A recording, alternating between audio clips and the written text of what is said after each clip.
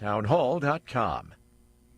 Couple of the big highlights in sports yesterday. In the NCAA Women's Division I Basketball Championship, the University of Connecticut defeated defending champion South Carolina. Paige Beckers leading the Huskies on the court for the 12th title in the 4-decade successful coaching career of legendary Gino Auriemma. And in NHL hockey, the Washington Capitals' Alex Ovechkin broke Wayne Gretzky's all-time scoring record, notching .895 against the New York Islanders in a 4-1 loss. It happened with electric suddenness, followed by a celebration on the ice. Wayne Gretzky was in attendance, along with Ovechkin's family. Hugs, handshakes, and a salute to a rare moment in sports. George Williams reporting. Days of unrelenting heavy rains and storms that have killed at least 18 people have aggravated flooding. Some rivers approaching record levels, swamping towns across the already saturated South up into parts of the Midwest. More on these stories at townhall.com.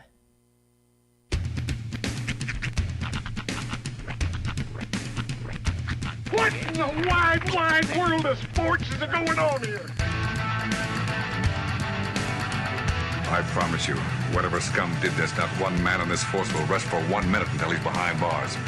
Now let's grab a bite to eat. Yeah, come on. I feel the hot wind on my shoulder and the touch of a world that is older. I hit the switch and check the number. I leave it on and then I slumber. I hear the rhythm, I'm ringing through it. Flamenco guitar and cumbia music. I hear the talking of the DJ. The Javelin, what does he say? I'm on a Mexican radio. I'm on a Mexican radio. Broadcasting live from high atop the J.P. White Building in downtown Roswell, New Mexico. It's Mornings with Mike Winters on 106.5 Roswell's Talk FM. Is that what I sound like when I talk? Now, here's your host, Mike Winters.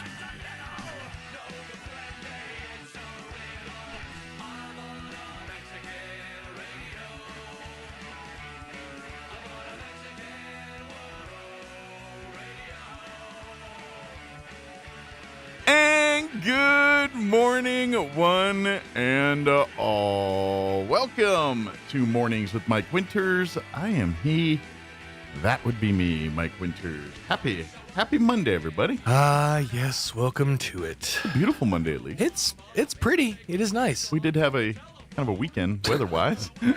It's tale just of two weathers, I guess, for the weekend. It's just absolutely insane that we were dealing with snow flurries on Saturday, and it's scheduled to be, or it's supposed to be 91 for the high on Friday. Yeah.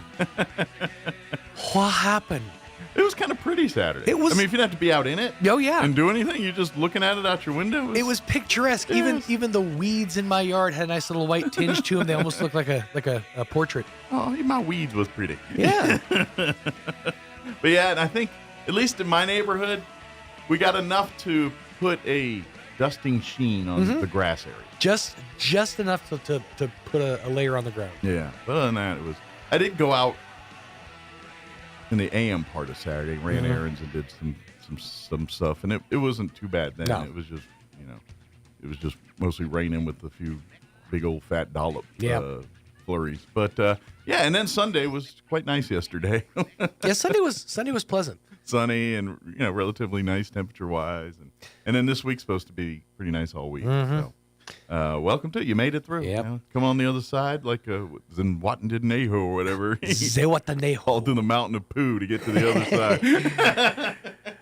Yeah, due to circumstances beyond my control, I was a pedestrian this weekend. That's right. Coach A. Deshawn was El Broke. It's out of commission for the time being. So I found myself needing to go to the corner store, and you realize real quick just how far away that corner actually is. Yeah.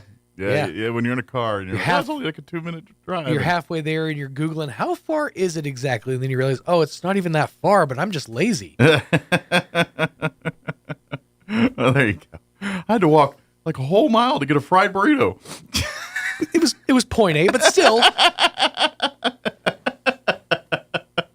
About kill me. That's right. I feel your pain. Well, is any progress on what the vehicle being back into being a vehicle again? Hopefully, I'll have an opening tomorrow. It's the guy who's fixing it is kind of a busier. His schedule's a little packed in, so gotcha. I got to wait for an opening. But hopefully tomorrow, I should be back roadworthy. All right, well, good deal. Hopefully that'll happen. Knock on wood. Yeah, car repair can be like construction sometimes. You know, started out one thing and a month later, Oh, yeah. you get it figured We were out. just trying to renovate this closet. What happened to the ceiling? Yeah.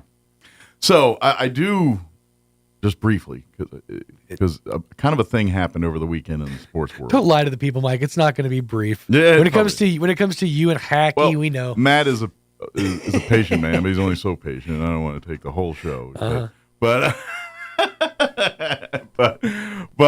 yeah, a thing happened in the sports world, and I know most of you were having your eyes on the Final Four and you know the championship games and all that. Mm-hmm. However, Alex Ovechkin did manage to break the all-time goal-scoring record of one Wayne Gretzky on Sunday, and it's kind of a big deal. Friday night he tied him, and Gretzky was there in attendance for that, and they did a little mini woo then Friday, and then Sunday against the Islanders, he got another goal and broke the record. Gretzky was there. They stopped the game in the middle of it, had speeches, the whole Sure. spiel. Still, it's got to sting a little bit. Sitting in the crowd watching a dude break your all-time record. Actually, they've been talking because Gretzky's been answering that question a lot over the last couple of weeks. And actually, a lot of people thought the record would never be broken.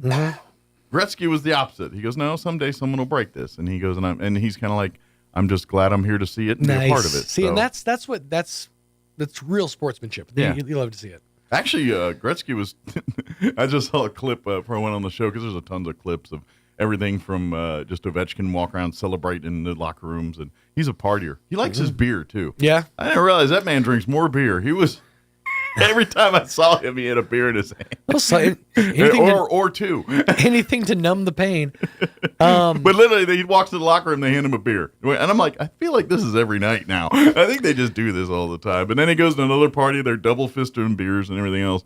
By the way, if you ever, he's kind of a party dude like that. Like, yeah. Back when the Caps won the Cup in 18, there's like all kinds of clips of him just, there's like a big fountain in D.C. He just starts swimming in with everybody with the Stanley Cup, by the way. Oh, of course. And then he rolls up in some fancy restaurant with the Stanley Cup. And matter of fact, I think it was I think one of Trump's kids or something was having dinner. Yeah. At some restaurant that this is back when the Cup won, and he literally rolled up in there with his posse and the cup and everything, and just turned it into chaos. Nice. But anyway, so they were doing all that footage, but they were showing everything from footage to like, I guess right after the game there, after he scored the goal and all that, I just saw a clip.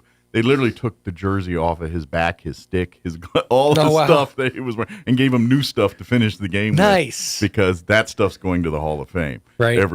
Probably the gloves, the stick, the pucks. Well, he might and then they gave him 2 to the midsection just for old time's sake. I got a feeling he keeps the puck. Like, I think the puck's going to be his. Yeah. Like, just I like think your game they ball? gave him the puck.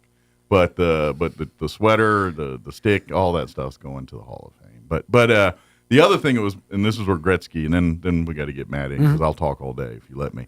It was kind of funny. Like after there was like a post game locker room thing, and then Gretzky's in there, Ovechkin, all the NHL bigwigs, including the commissioner Gary Bettman, who's been a longtime NHL commissioner for the league. And matter of fact, he was commissioner when Gretzky broke the record. That's how long he's been around. And so with Gary Bettman, Gretzky said, he goes, now, when I broke the record, the league gave me a Rolls Royce. And he's like, I need to, and you see Gary Bettman kind of sweating, and he's like, and so Ovechkin's kind of like, all right, what do I get? You know? Right. And now then they start doing we'll negotiate. A 2014 Toyota Tacoma. Yeah, so I'm guessing at least Ovechkin's getting at minimum a Rolls Royce for the NHL because that's what Gretzky got. If ESPN is looking for just a free ad for SportsCenter, great. I already got one. Just show Bettman walking down the halls, walking past the locker room, looks in and sees Gretzky lacing him up. What are you doing? Taking it back. That's right. SportsCenter. Well, funny you mentioned that. It wasn't SportsCenter, but like if you're on social media, every day you're seeing memes like Ovechkin's 1 goal away from Gretzky, 2 goals away from Gretzky. I saw one yesterday with a picture of Wayne Gretzky saying, Wayne Gretzky's 1 goal away from Alex Ovechkin's record. That's pretty funny. Don't tempt Gretzky. You might just lace him up just to do it. He's still got the chops. He ain't Gretzky of 80s. But, no. But I put him up against a few NHLers, and he'd take him still. I got to imagine it's like riding a bike, especially when you're the great one. Well, yeah. Well, and there's a difference between Gretzky's game and Ovechkin's game. Gretzky was a pure goal scorer. Mm-hmm. The guy could do amazing things with scoring and all that, but Ovechkin's more of an all-around hockey player. Whereas if you started getting into Gretzky's kitchen and started messing around with him, about 6 goons are going to come in and take you out. Mm-hmm. You come messing with Ovechkin, Ovechkin's going to take you out. And Ovechkin's good at taking you out. There's tons of – he don't fight often, but when he did, it wasn't pretty for the other guys. So. He is the goon. Yeah, he's one of those guys that could hold his own out there and score a hat trick on you. And probably hold yours, too. He'll punch in the face and score a hat trick. So he's one of those guys. But anyway, let me give you the rundown. As you can guess, Matt Bristol will join us here for his monthly visit from Bristol office. Always talking, I'm going to say it, good legal advice. I'm putting a boycott on Sage. So Matt will join us for his monthly visit. In the 8 o'clock hour, here around 8:15, we're going to have, I think, the folks from both Waymaker Church and Gateway Church.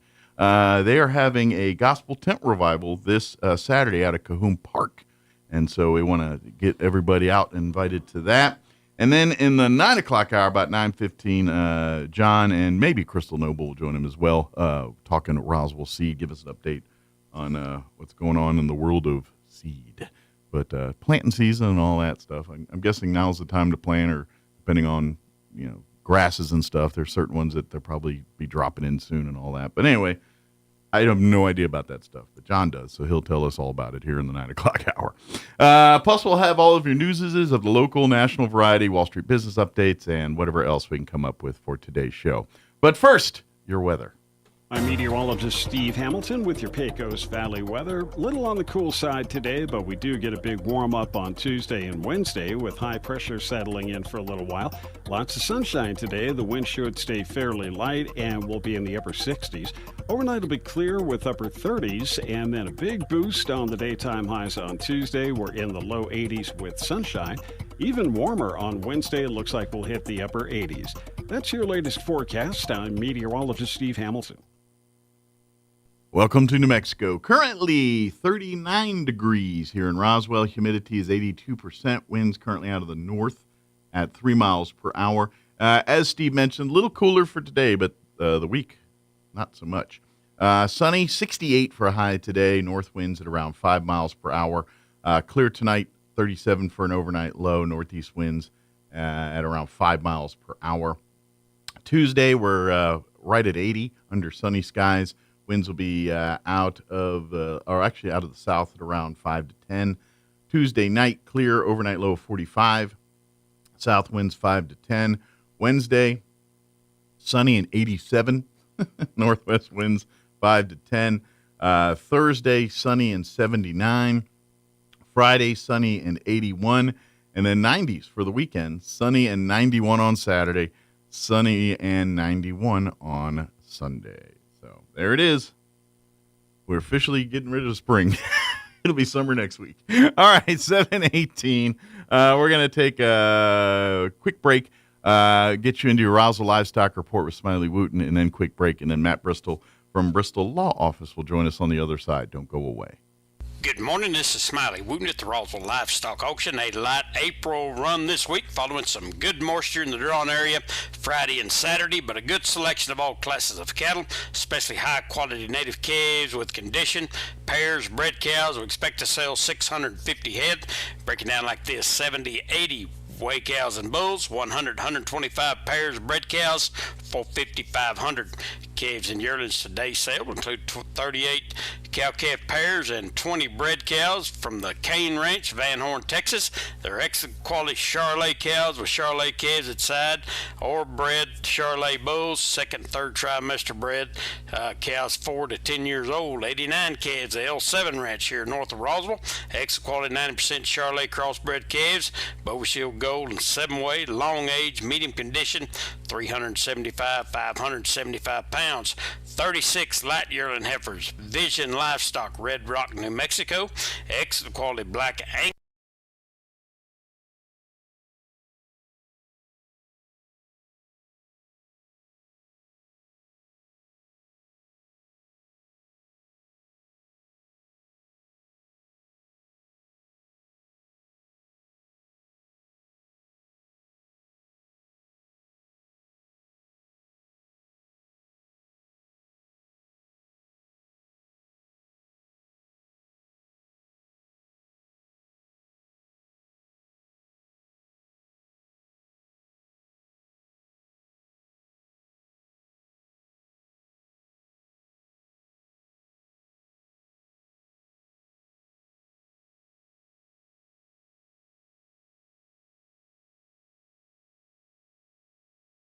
The pairs, bred cows, and calves and yearlings pretty quick. We expect to sell 650 head today.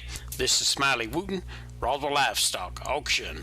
The Rocky Mountain Elks Foundation salutes hunters in the role they play in providing critical funding for conservation. Celebrate how hunting is conservation at the Rocky Mountain Elks Foundation Annual Banquet, Saturday, April 12th at the Eastern New Mexico State Fairgrounds. The Roswell Banquet will take place on April 12th at 5 p.m. Get your tickets now at rmef.org and go to the New Mexico Events tab. Celebrate hunters at the Rocky Mountain Elks Foundation Roswell Banquet, Saturday, April 12th at the Eastern New Mexico State Fairgrounds. What made Roswell Hyundai the #1 used car dealership in southeastern New Mexico? Great selection, great savings, and great people. Roswell Hyundai has an amazing selection of makes, models, and model years to choose from. If you can't find it, Roswell Hyundai can get it. And Roswell Hyundai will take any trade. The experts at Roswell Hyundai will work with you to get you behind the wheel of your next dream ride. So, what makes Roswell Hyundai the #1 used car dealership in southeastern New Mexico? You do! Come check out the Used Car Supercenter only at Roswell Hyundai, 1909 West 2nd. When managing a chronic illness, access to the right treatments makes all the difference. Artesia General Hospital's Infusion Center provides IV therapy and biologic treatments, so you don't have to travel far for care.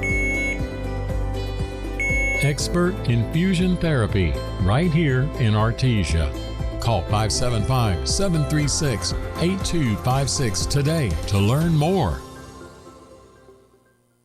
Life may be like a box of chocolates, but what she really wants is a brand new kitchen. From the cabinets to the appliances to the installation, Bush Woodwork and Appliance is your one-stop shop for an awesome new kitchen. Our designers will turn your ideas into a vision, and our craftsmen will turn that vision into an amazing new kitchen. At Bush Woodwork and Appliance, one call does it all. And you always know what you're going to get, the best. Here's a Mornings with Mike Winters fun fact. You burn more calories sleeping than you do watching television. For the ultimate workout, fall asleep in front of the TV. Here's Mike Winters. And good morning. It is 22 minutes after 7 o'clock, and joining us in studio this morning, Matt Bristol, back with us from Bristol Law. Good morning, sir. Good morning, Mike, and congrats on your hockey stuff. Thank you. Yeah, it's kind of neat. I mean, I didn't do anything other than watch it, but it's kind of neat to see Ovechkin break the record. Yeah. And it's kind of a big deal. So I'm excited. Yeah, even though no one around here cares. I did. So. Yeah, it's very exciting stuff. Made my Sunday. So all I'll say this, and then I'll move on, is if you're a fan of sports and you've never picked up the game of hockey, at least to watch it. I'm not saying to play it because you got to learn to skate and all that. But it's pound for pound one of the best sports to watch, even on TV. It's just an exciting game to watch. Mm-hmm. But and they fight. Yeah, well, occasionally, yeah. And it's part of the game, and that's the cool part about it. I know people are like, it's so barbaric. Really? Like, because after the game, they lose you having beers and hanging out with you. Yeah, it's so just part of the game. So. Well, that's very exciting, and that's very great of Gretzky to be so humble about it and understanding. Well, Gretzky's always been is a good dude, at least over the years and stuff. He's just Gretzky's still an amazing player, and even though that goal scoring record, bro, he's still one of the greatest of all time, and there's no way he's not going to be considered anything but. He brought the NHL into the modern era. He really did. In what year did he make the record? What year was that? It was the early 2000s. I don't remember off the top of my head. Okay. He played along. Matter of fact, I don't know it's 1,800, whatever number of games they played. Yeah, Gretzky had 1,800, whatever it is, to break the record, and on the same amount of games, Ovechkin did one more. So basically, the night he tied it, Ovechkin had one less game than Gretzky, and then when he scored it, or when he broke the record, he had the same amount of games as Gretzky. So he did it the exact same amount of games and exactly one more goal than Gretzky. Wow, that's just amazing. Yeah, so pretty neat. But for folks not familiar, Matt joins us each and every month to talk legal advice. Sometimes it's in the family world of legal advice. Sometimes it's in the business world. Sometimes it's both all together. But every discussion we talk about is preventing you from seeing a guy like Matt in a much more extensive period down the road. Well, we try to prevent. Sure do. It's much cheaper to prevent than try to cure things after they've gone wrong. Absolutely. See that a lot with like business entities, and people call up, especially when the oil patch was slowing down, get a lot of calls. And, well, I think my business needs to file bankruptcy. The oil patch slowed down. And I'm saying, well, you better come in and bring all the paperwork because maybe you need to file, not your business. Sure. It depends on how it's set up. Yeah. So come to find out that they, they didn't do it right. And so they have to file personal bankruptcy. Yeah. They just come to me first. Sure.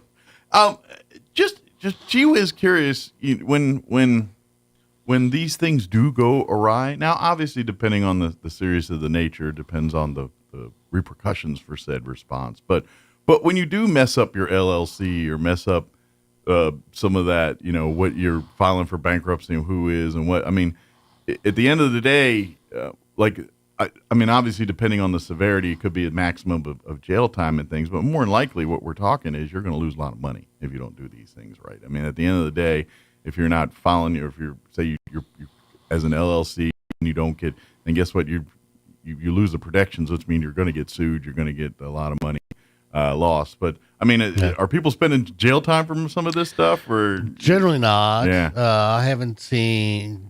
People are generally honest. Sure. And when they, so we have an LLC or corporation, so that we're not personally liable for the business debts, except you have to walk like a duck and quack like a duck. Right. And that's what they fail to do.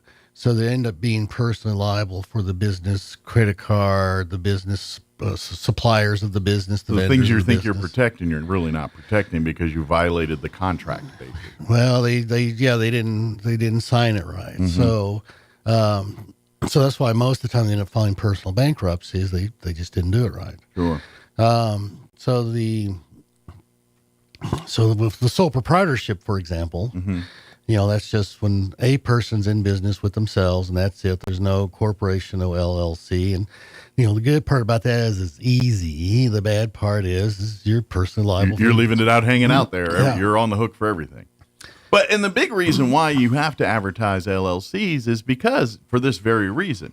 Say someone wants to sue the business, and if they think they're suing you, and you don't announce, like if you have your advertising and your paperwork and everything doesn't say LLC on it, and then they end up trying to sue you, they think and that's just it. You're under an LLC, therefore you're protected on that. But if you're not telling people that and they try to sue you, that's where you can get into trouble and things like that. Yeah. That's one of the two major errors where people screw up is they don't advertise they're an LLC. So it needs to be on everything that's written. Right. So that way when someone files a lawsuit, they know they're suing an LLC, not you, and therefore, you're under protections and things like that. And exactly. I know it probably I'm sure I don't know if it makes a difference one way or another if someone has really angst against your business, but in theory, if someone had a personal vendetta against you, now you have to announce it. You can't go after me that way. Yeah. So if you think about it, if you were going to set up a charge account like in an office supply store, and they go, okay, well, here, fill out this application, and you fill out, Radio, LLC. Well, you just put them on notice that you're an LLC. You're not going to be personally liable. Well, that gives them the opportunity to treat you differently at that point. Gotcha. They'll say, oh, wait a minute. Okay, well, if you're an LLC, then we require personal guarantees. Gotcha. And so when you're trying to get loans and things like that, or any of that kind of stuff, they same thing with the bank. Yeah. Yeah, the bank will not loan an LLC money. They'll loan it to the individual. Because the Jews they don't know if they're going to get their money back. Exactly. That's the only reason. They know if you default on this bad boy, there's not much recourse for them to get their money back. Yeah. So LLC needs to be in all the paperwork, business cards, if it's on the side of a vehicle, billboards, whatever, invoices, all you say LLC on them. You put the world on notice that you're not going to be personally liable. Sure. And I guess is that where when banks see you're an LLC, is that where reputation comes in? It's like, okay, you're an LLC, but clearly you're a national business in multiple places. The money's good here versus the mom and pop LLC. Does that come into play sometimes in that world where obviously this company's well known and things. Yeah. A bank lender is going to look at them a little differently than your LLC that you just started a candle shop down the road. Oh, absolutely. Yeah. I mean, if Microsoft wants to borrow money, they'll loan it to Microsoft because Microsoft has assets. They can track them down. They can find them.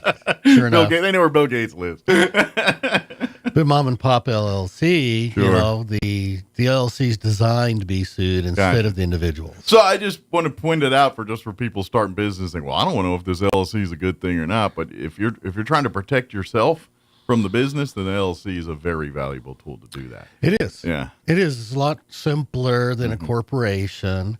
So a corporation has annual meeting of the shareholders. LLCs don't. A corporation has to have minutes of the shareholders meeting. LLCs don't. A lot of Robert Rules stuff. Oh, yeah. And then the shareholders have to elect the officers or the shareholders elect the directors, and then the directors have a meeting in minutes, and then they appoint the officers. And so that's all part of what's called the corporate formalities.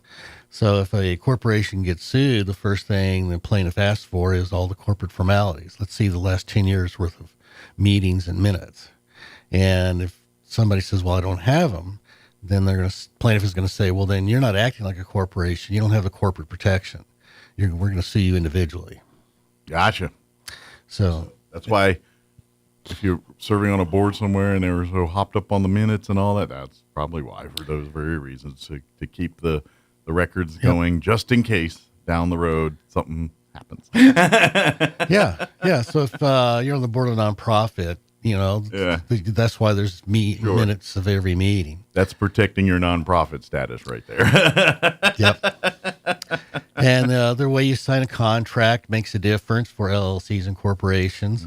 So if Mike is signing on behalf of an LLC, that has to be plainly stated in the signature area. Yeah, it has to be within visible, saying that. Otherwise, it's going to be you're representing yourself and you're responsible for whatever being signed. Exactly. Yeah. And that's why getting forms off the internet is so dangerous, is because they don't tell you that stuff. They don't give you the duck speech. Yeah. People can go online with the Secretary of State, set up an LLC in just minutes, and they don't give you the duck speech at all. Well, think about it. It's a slow process to do what they got to do. If they did everything that, in theory, you should know, then it would take 10 times longer to get it done. So. Yeah, so it's much easier to come by, pay a consultation fee, get the duck speech, learn how to do it right. And to be honest, that's part of being a business owner. And the onus is on you to know this stuff, to learn this stuff, to do it. This is why being a small business owner is so hard. And most business owners love the product, whatever it is, whether it's pottery or a sandwich or whatever they're making. And they don't realize that, you gotta be public and visible with your finances and things like that. You just can't. Uncle Sam's got to get their cut, and any agreements and anything you do as a business, you've got to make sure you protect yourself in it, because if you don't do these things right, your business is you. If you don't set it up, and so if you're not doing your LLC or corporation, and you're not following the rules when you sign on the dotted line to be these things, there will be repercussions for these. Yeah, this good area where ignorance is no excuse. Yep. I didn't know that just doesn't work. Yeah. You still got to pay your income tax, state and federal. You got to pay your sales tax locally. Mm-hmm. If you have employees, you got to pay employee tax. Not to mention the number of employees, and you get into benefits, insurance, and workman's comp and all the other stuff. Oh, yeah. Yeah.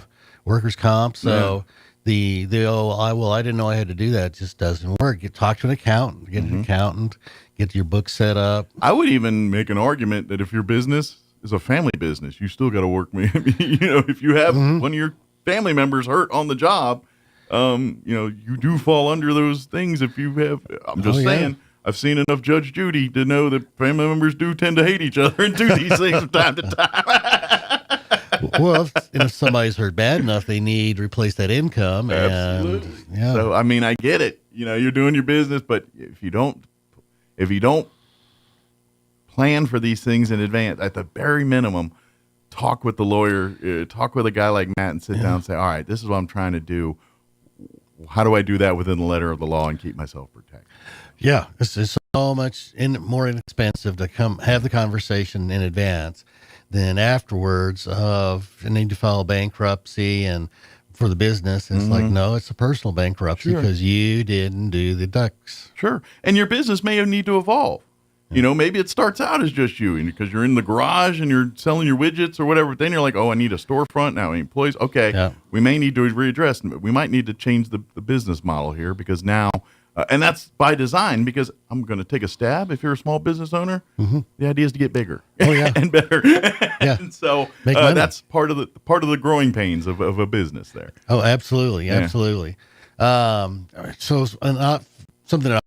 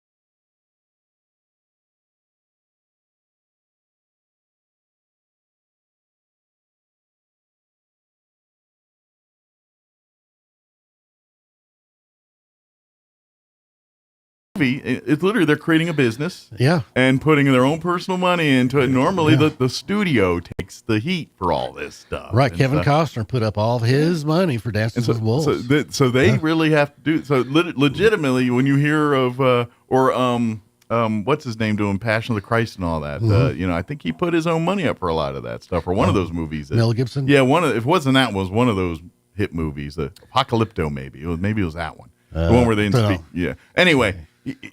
That when they do that, I'm going to take a stab. They're going to have to set up some LLCs or whatever is appropriate in that industry to protect. Although I'm guessing they can't. That's part of the problem is they can't get all, and so they just happen to be millionaires and hope that the movie's a hit. Well, I've some of their statistics, but it's like 90% of new businesses fail in the first 5 years. Mm-hmm. It's all because of this side of things. It's they talk about restaurants. What is it? 8 out of 10 fail in the first year, and restaurant business is tough. Yeah. Well, it's you can't just know food to run a restaurant. You got to know cost. You got to know take all the legalities aside. You got to know what it costs to put a plate out, and what what it costs to be, and you got to figure. All right, I'm going to put a steak dinner out, but if it costs me $20 to make a steak dinner, I can't make no money off that. I got to figure out a way to buy in bulk, or buy, I get a side of beef and do it myself. Now I can, a little less overhead on me, but I can, get it on the back end as I charge it. But that's all the stuff restaurateurs figure out. Oh yeah. Yeah. Then how do you use your food or reuse, if you got leftover baked potatoes, what do you do with it? But not to mention salaries and things, because wait staff is that's got unique rules that are different from other jobs and things like it, because they get paid through tips mostly. And so the university has a small business development center, and so I've sent good one, and I've sent people down there. I said, go talk to them and get a business plan. After you talk with Matt, that's probably the next person you need to talk to is down there. Talk to the small business developer, or talk to them first, and then they'll send you to Matt. But either way, those are the first two groups you need to be talking to. So get some advice up front, get some help up front, and you can avoid so many problems down the road. Yeah, I get it. You have the passion and the dream for the product, and that's awesome. And that's, however, that same passion 9 times out of 10 puts blinders on you on the rest of the business, the rest of the aspects of the business. And this is that, creative versus logical thinking type folks and stuff like that, is you need a little yin and a little yang to make it work. Yeah. So what if somebody's got rent houses? Okay. And so we do put them all in one LLC, or do we have separate LLCs? I would think it'd be under one as one property management company managing the different properties, but maybe I'm wrong. I don't know. Well, it's a choice. Yeah. So I'm not sure there's a wrong answer, but the thing you have to think about is let's say you have an LLC that's got 5 rental properties, and in one of the rental properties, there's a gas leak, and somebody dies. So if they sue the LLC, they're going to try to get to all the assets of the LLC. And if all 5 properties are in one LLC, they'll get to all 5 properties. So in essence, you could put the other properties in trouble because you got to suck them up to pay for the lawsuit on the other. Those assets would be at risk. Gotcha. So one might think that you put them each under it. That way they're in their own little bubble. Right. That makes sense. So yeah, so you a lot of paperwork, but yeah, depending on how many properties you got. But it does make sense. It's a little bit of paperwork, but again, there's no annual meetings or minutes or anything for the LLC.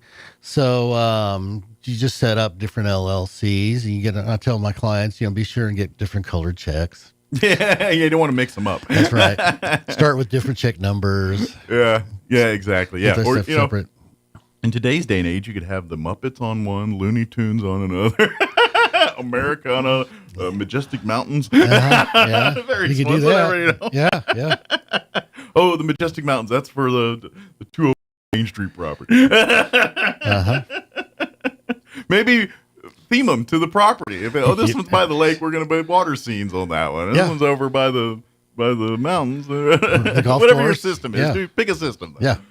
Very cool. So.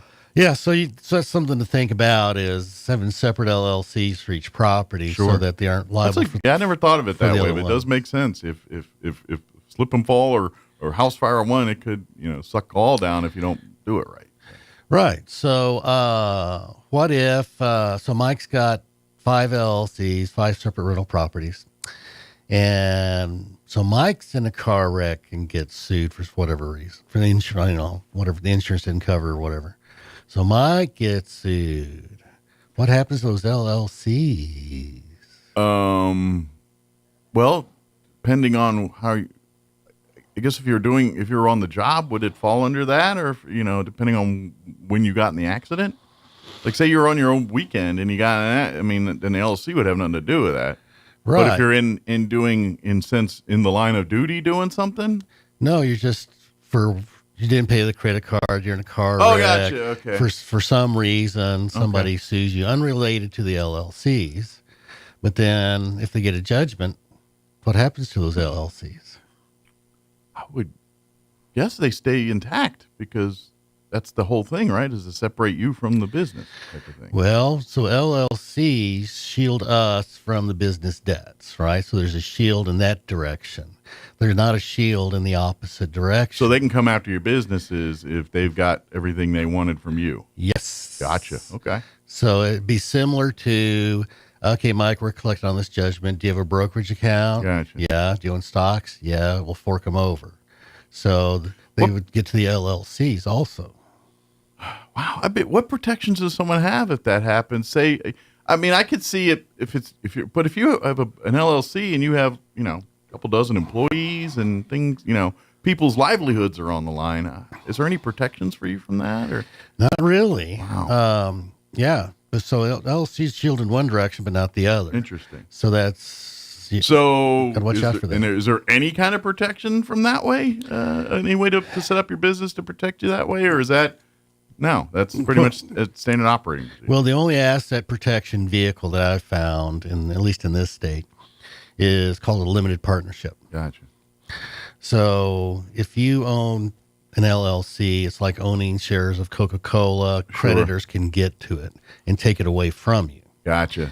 Now, in a limited partnership, if your investments, say, are in a limited partnership, the only thing your creditor can attach is the income stream from the limited partnership. So if you have a trusted partner, you can protect some of it. Well, but you and your wife could be partners. Sure. Again, trusted partner. Just because you're married, I've seen some marriages. Don't mean y'all trust everybody. But in a limited partnership situation, they cannot actually take your ownership away. Gotcha. They can only attach the income stream that comes out of the limited partnership. Gotcha.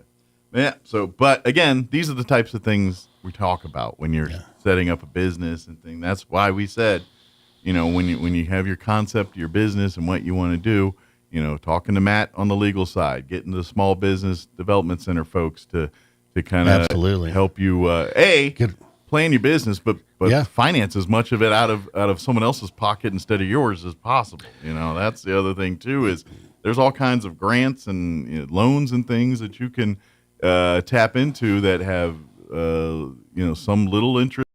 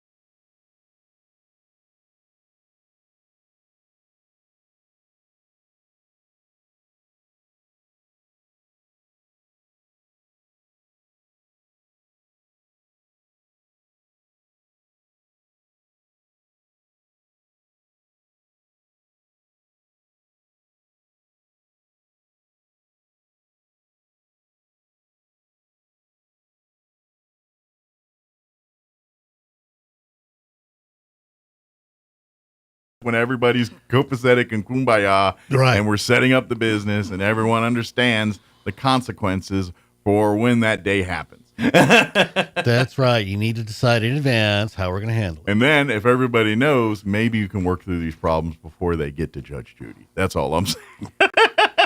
Exactly. Too funny. Oh, man. We got about a couple more minutes. Is there any other areas we would definitely want to cover? Because I don't want to get too deep, and then we got to pull it out here.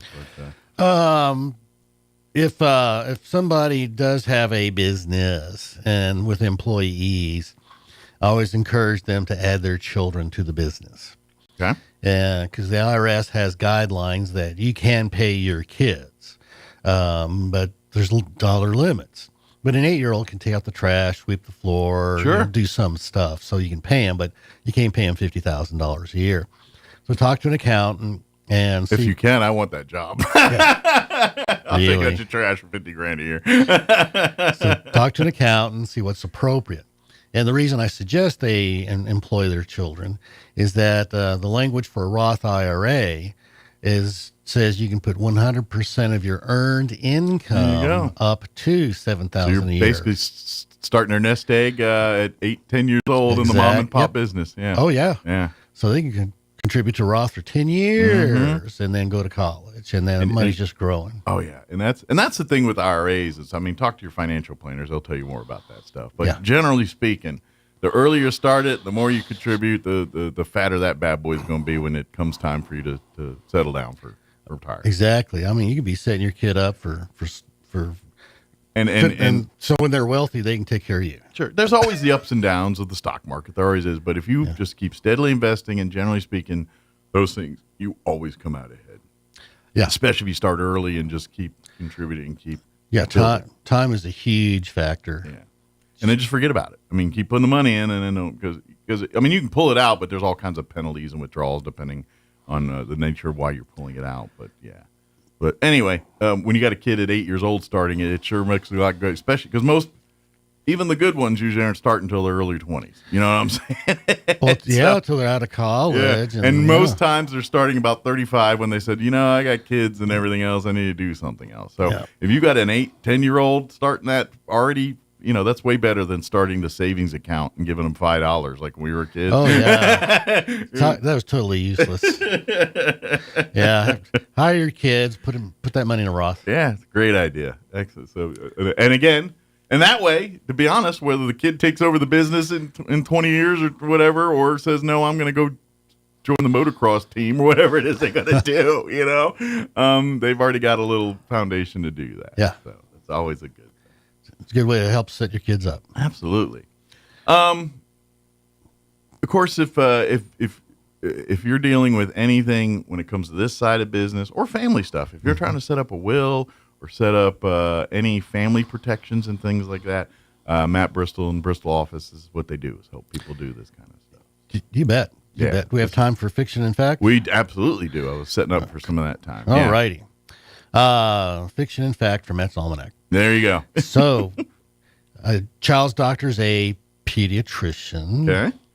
And a surgeon that works with bones is like an orthopedic surgeon. And those two words have the same root word. Okay.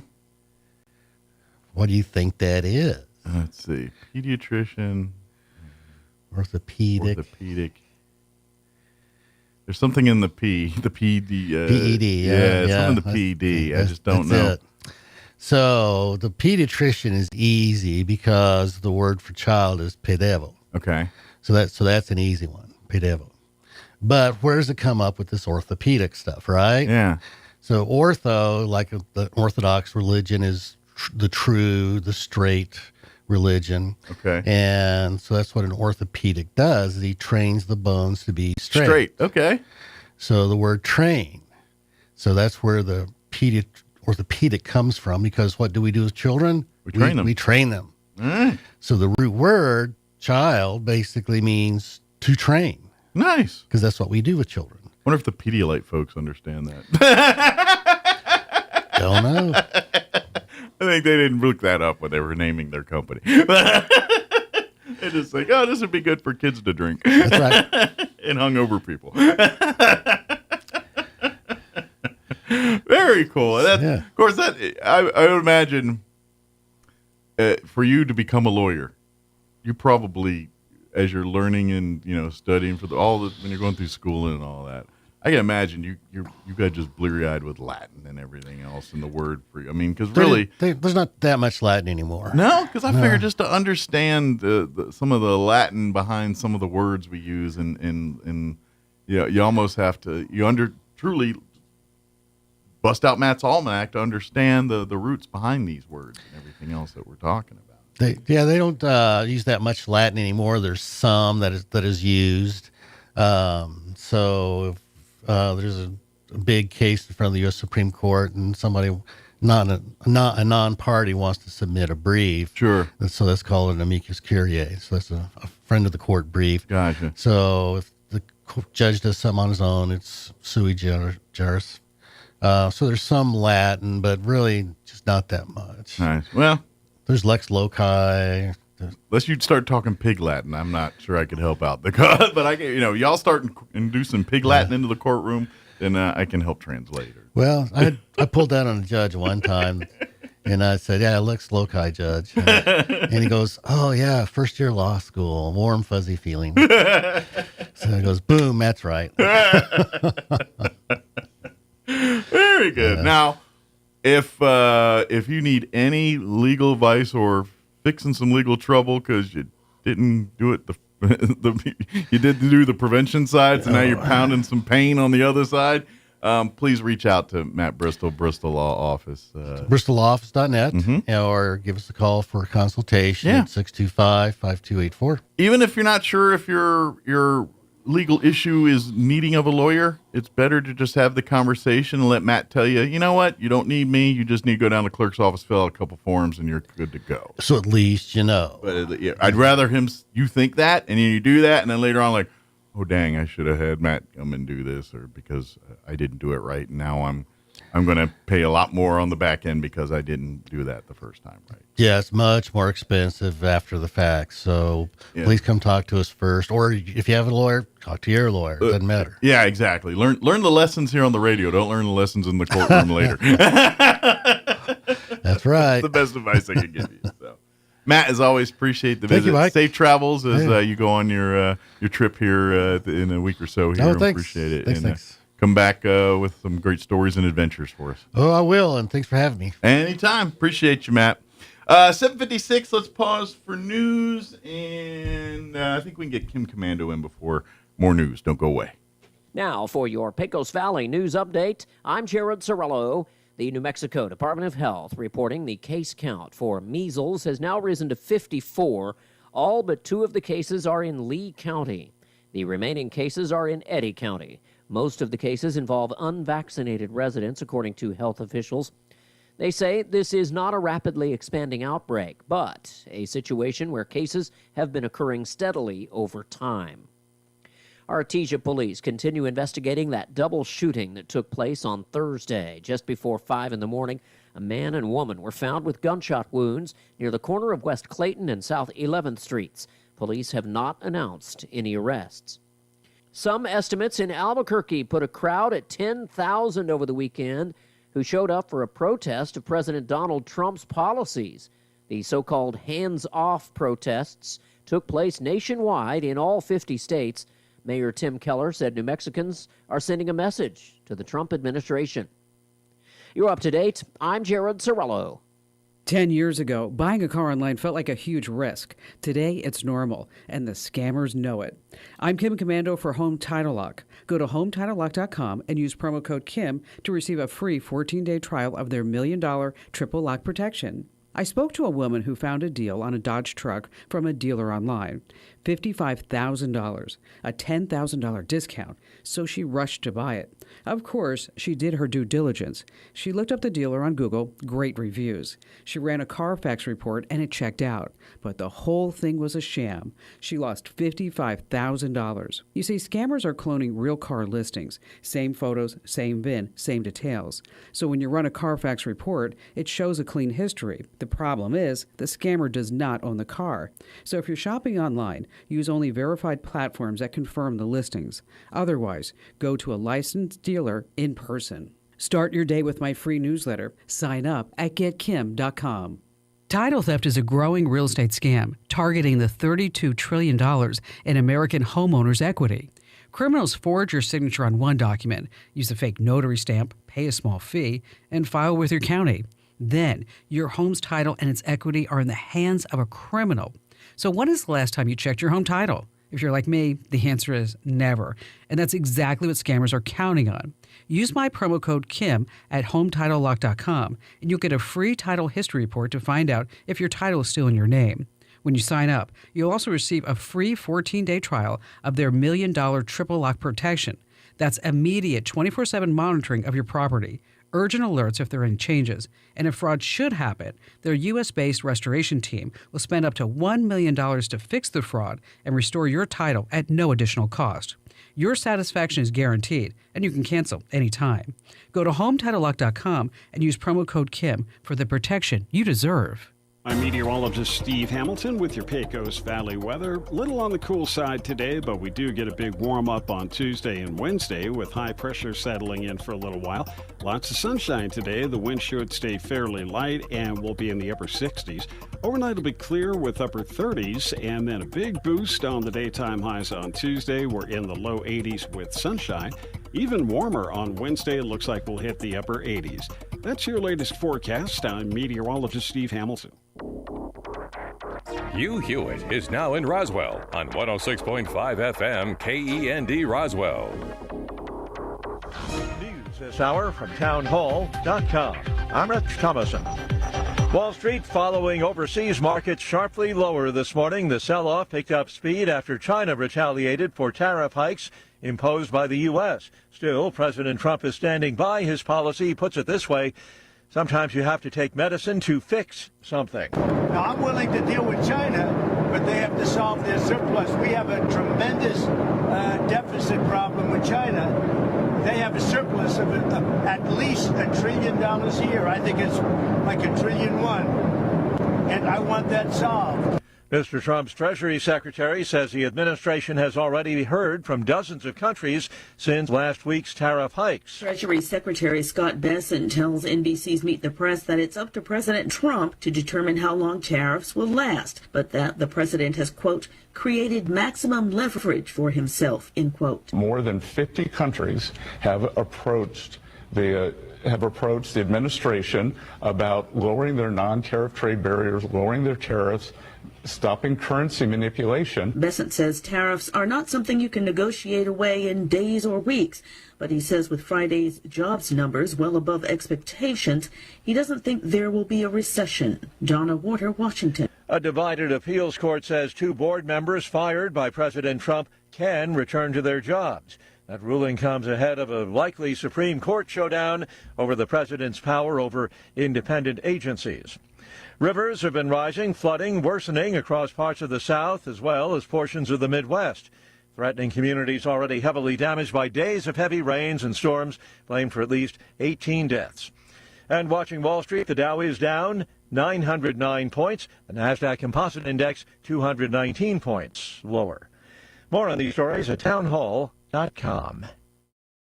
Here's an important message from the Diabetes Solution Center. Do you like pricking your fingers to test your blood sugar levels? No one does, but it's important to maintain your health. And now, by wearing a small remote device called a continuous glucose monitor, or CGM, you don't need to prick your fingers anymore. It's easy to use and helps you make more accurate diabetes treatment decisions.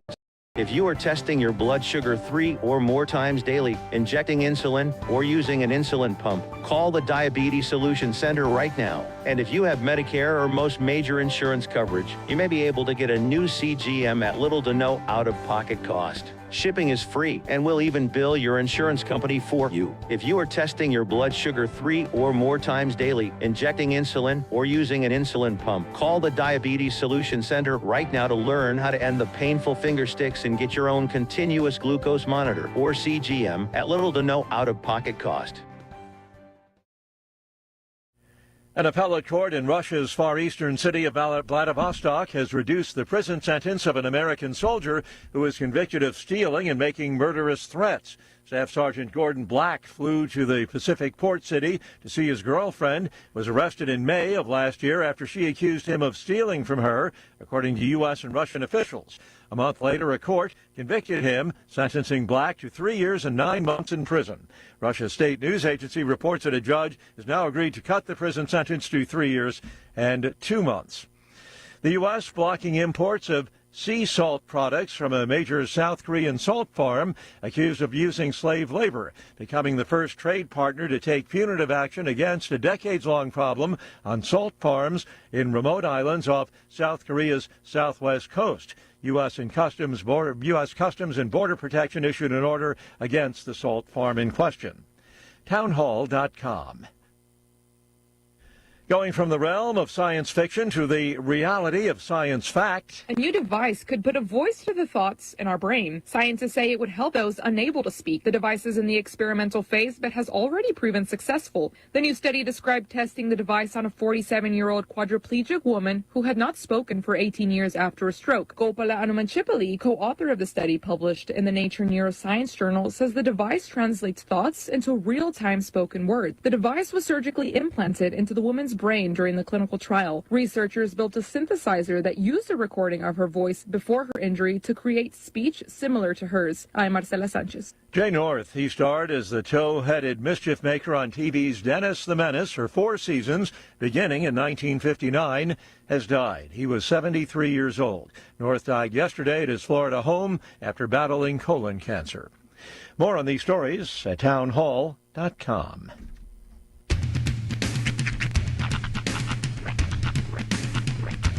What in the wide world of sports is going on here? I promise you, whatever scum did this, not one man on this force will rest for 1 minute until he's behind bars.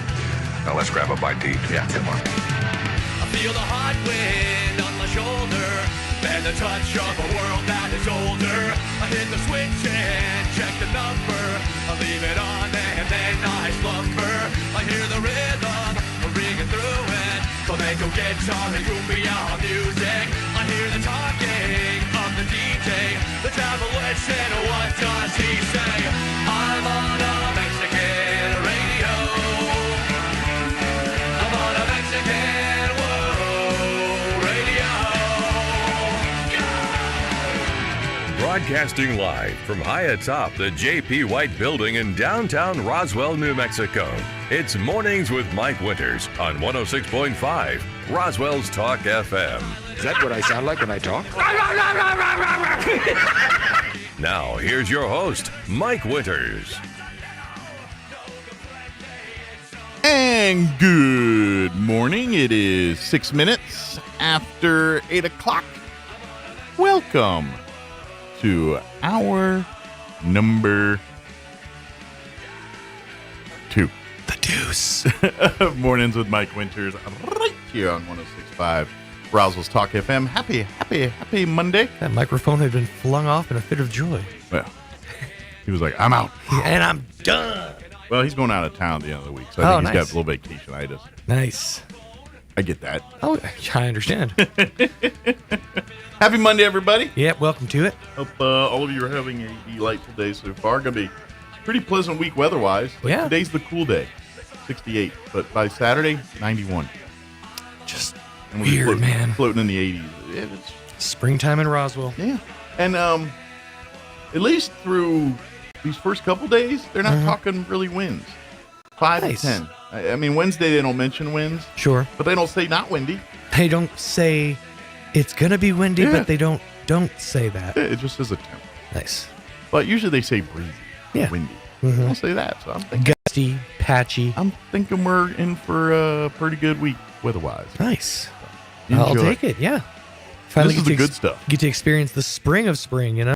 It's only going to be hotter and worse from here. Mm-hmm. So enjoy these 80s, maybe 90 on Saturday here, because come June, July, 80s will be the low. Although we live in the desert, it'll get cold. Come June, July, 80s will be maybe at night. Yeah, you'll see 80s, but at like 7 a.m. Yeah. And somehow my kids will still complain it's too cold. Yeah. Yeah, your kids need to experience life in another part of the country. They really do. Yeah. Yeah, grow up in somewhere up north. Now, Rhiannon spent some summertime in Oklahoma. She's spent a couple months there. Yeah, but it's various summertime. summers. But that's not winter time. No, but it's definitely experiencing a different type of. Of course, she's been there for Christmas and stuff. Yeah. But in Oklahoma, you understand and appreciate why when people walk up to you in New Mexico and go, "At least it's the dry heat," it makes sense because. There, it's a whole different beast. I can tell you as a person that grew up in Maryland, yes. Humidity. I've lost my humidity tolerance. I used to have it when I grew up in back there and lived there. But I lost it. I will never forget. And I know I've told this story, but when I was in the military, and I'd been in New Mexico about 3 years at this point. So anyway, I got deployed to Italy and Germany and all that for 6 months. Well, when we came back from that deployment, our first landing stop stateside was Dover Air Force Base in Dover, Delaware. Okay. And we landed, and they let us get out of the plane. And that's when I got reminded of what East Coast humidity is about. And all due respect to folks down there in Galveston and that Texas area, you ain't got nothing on the East Coast. Yeah. No, and yes, they say it's a dry heat, but so's an oven. I also agree with that. But when you get out of whatever vehicle you have to be in, plane, vehicle, and your glasses immediately fog up.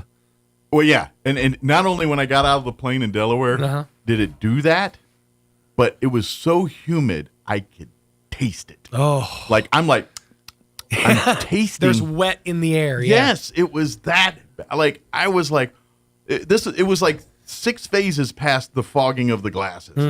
That happened.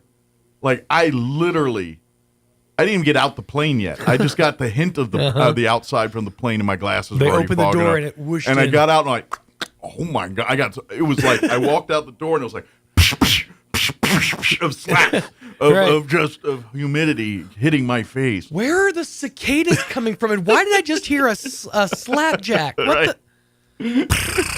Vibra slap, that's what it's called. There's so much humidity, the mosquitoes can breed in midair. Yeah.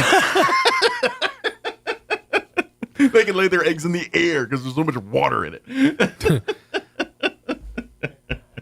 Yeah, it was pretty bad. But and I forget how humid it gets till I go back in Maryland in this July in DC area. That's what I always tell people. Visiting DC is amazing. Go in April. Yeah. It's the best time. The cherry blossoms are out, end of March, first part of April. Beautiful time of year to go. July is god-awful in D.C. 4th of July on the mall is usually the muggiest, hottest. And then usually there's a thunderstorm that hits in the middle of it, and it cools off for a minute. But you never dry off, ever. Ever, because it's so moist and so out. Even if the sun's beating, you're still a sheen of moisture. Just still on you. Yet somehow I would still be ashy. It's the darndest thing. I still manage that, I know a lot of folks that grow up out here love going back east that have hair. Yeah. They like my wife, and she goes, "Oh, my hair is so much better out here." And that's one thing I will say when I go, back to Oklahoma or whatever, the showers there are just nice. You feel cleaner, you know? You leave your hair has more volume and But life the trade-off is in the same time, I literally get in the shower, get off to dry off, and by the time I'm getting dressed, I'm already wet again from humidity and sticky. It's I just toweled off. That's why all those East Coast Southerners always walk around with pocket squares. I declare, so they can dab. Whew, it is hotter than the Dickens. Of course, that's down Georgia. You get up north, they don't. I mean, they still dab, but they don't sound like that. Ewan's think it's hot out here. What was that dude? Was it Cressley, the guy who had the show? I can't think of what he was famous for, but he was super flamboyant, and he was married with kids. You remember I feel it was called Cressley. It was on that USA. name sounds familiar, but I don't know the show. I can't remember the name of the show, But that's the kind of guy I always picture carrying a pocket square, you know? Or, yes, I'm straight. Chrisley Knows Best. Yeah. I've heard that name. I don't not know the show, though. I've never watched it. He's still. Was it on like USA or something? Yeah. Matter of fact. That sounds like a USA show. He used to come on or Bravo. Used to come on right after Raw, which I always thought was pretty funny. But yeah, no, he's just this super flamboyant dude, and he's married to this. I mean, was it a reality show? Or yeah, it was a reality show. Okay, I got it. And he's famous for something, probably fashion consultancy or something. But gotcha. But the whole thing is, those channels give everybody a reality show. I mean, there's so much between TLC and Bravo and USA. They because like there's some on TLC. And it's always a names like Sydney and Joey or something and something. And I'm like, who are these people? And they're famous because like one of them was like has a podcast or one of them had a song that was a hit 20 years ago. I guarantee in 10 years, we're going to have the Huck to a Girl reality show. Well, apparently she's got a podcast. Well, no, well, she went underground when her Bitcoin thing blew up famously bad. Yeah. Did she drop off? She did, but I heard she resurfaced in the last week or so. Okay. But yeah, no. After the whole, her Bitcoin, the Talk to a Coin, whatever you call that thing, when that thing went, because she was epically pilfered a bunch of people out of money, they were salty, and she disappeared for a minute. And then, it says, while rumors circulated, Haley Welch's Talk to a Podcast. Yeah, admittedly, it's a great name. Yeah, was not canceled. It has been on hiatus since December 3rd, with no new episodes since then. That's when she went dark. Yeah. So, but I've heard there's been sightings of her in public now. Like she went underground. Like she went and ghosted everybody after the. And I'm going to take a stab that someone grossly misinformed her. Oh, it was a rug pull. It was and took advantage of her name and did a money grab, and she probably didn't get any of it either, or very little. It's something they call that rhymes with Spitcoin, and it's they call it a rug pull. Yeah, and so basically, they're still dealing with the fallout from that. I don't know, if the legalities are coming after her or the people that maybe she's helping them. All I know is. Somebody needs to reach out. People lost money and people are suckers. Somebody needs to reach out to Pookie and see if she's all right. Yeah. Exactly. Let me give you the rundown for this hour of the show. Of course, we'll get you updated with the weather here in just a bit, which it's beautiful. Yeah. That's all I got to say. The weather I could not ask for more. Beautiful. And then here in just a few minutes, we're going to be joined by Pastors Joel Wood from Waymaker Church, Pastor Sean Wigley with Gateway Church. And, of course, this Saturday, April 12th, they're having a big gospel tent revival out at Cahoon Park. And so we're going to talk all about that and invite the public to come on out and be a part of it. That evokes so many memories. So I used to, when I was a kid, there was this Christian camp in Oklahoma called Falls Creek. Okay. And every day at the same time, and this is kind of akin to the heat and humidity, we would all go to Tabernacle, which was this big like steel. It was like an awning or like a tent essentially. Pavilion. Yeah, but made with steel, but it was open on all the sides. And we would just do that, have worship service and do church out there in the heat and the humidity and slapping bugs and all that. And it's just. It evokes so many memories of just like the excitement of being there, being next to your friends, losing yourself in the songs and stuff, and it's really an awesome experience if you haven't ever been to a revival or I get the something camp. like that. It's like a camp experience, and you go and the sights, the smells, the bugs, all of it's part of the memory. Yep, I get it. It makes me think of frozen lemonade is what makes and that's just it. You always remember the simple things. It's like, oh yeah, those are the best pickle popsicles they had, or whatever that thing is. It's always because you suffered to get it. Yeah, I'll never forget when I was hiking in scout camps and all, and we were doing the hiking out, and we hiked into one of the camps, and they had a little trading post, and that sold like candies and soda and stuff like that, and I'll never forget. I went in there, and it was one of the in the early days of Cherry Coke. And it was, matter of fact, it was still in the white Diet Coke can. It just said Cherry Coke on it, but it looked like Diet Coke. And I remember pulling one of those out there, and it was the best tasting. And then we had a whole, like, that started a thing. It's like, wouldn't it be cool if you could have a Coke can that it was always half full, no matter what? It was always cold and half. You drink it, you keep drinking, and you're done. There's still another half a can of soda every time. And that was like our biggest fan. I like that you didn't go too far. You just want half a can. That's right. It's always a thing of plenty of half a can of soda in there. So we got this whole, Of course, when you're hiking and, you finally have sugar, after you've been eating dehydrated food all week, mind tends to wander. Yep. So. All right, let me give you I did the rundown. You did the rundown. Yeah. Now, let me get the hour going. It is 18 minutes after 8. Let's find out the weather. It's all nice and stuff. Enjoy it, because it'll change. I'm meteorologist Steve Hamilton with your Pecos Valley weather. Little on the cool side today, but we do get a big warm up on Tuesday and Wednesday with high pressure settling in for a little while.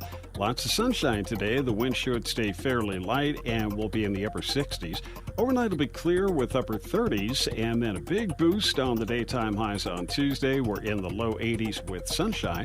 Even warmer on Wednesday. It looks like we'll hit the upper 80s. That's your latest forecast. I'm meteorologist Steve Hamilton.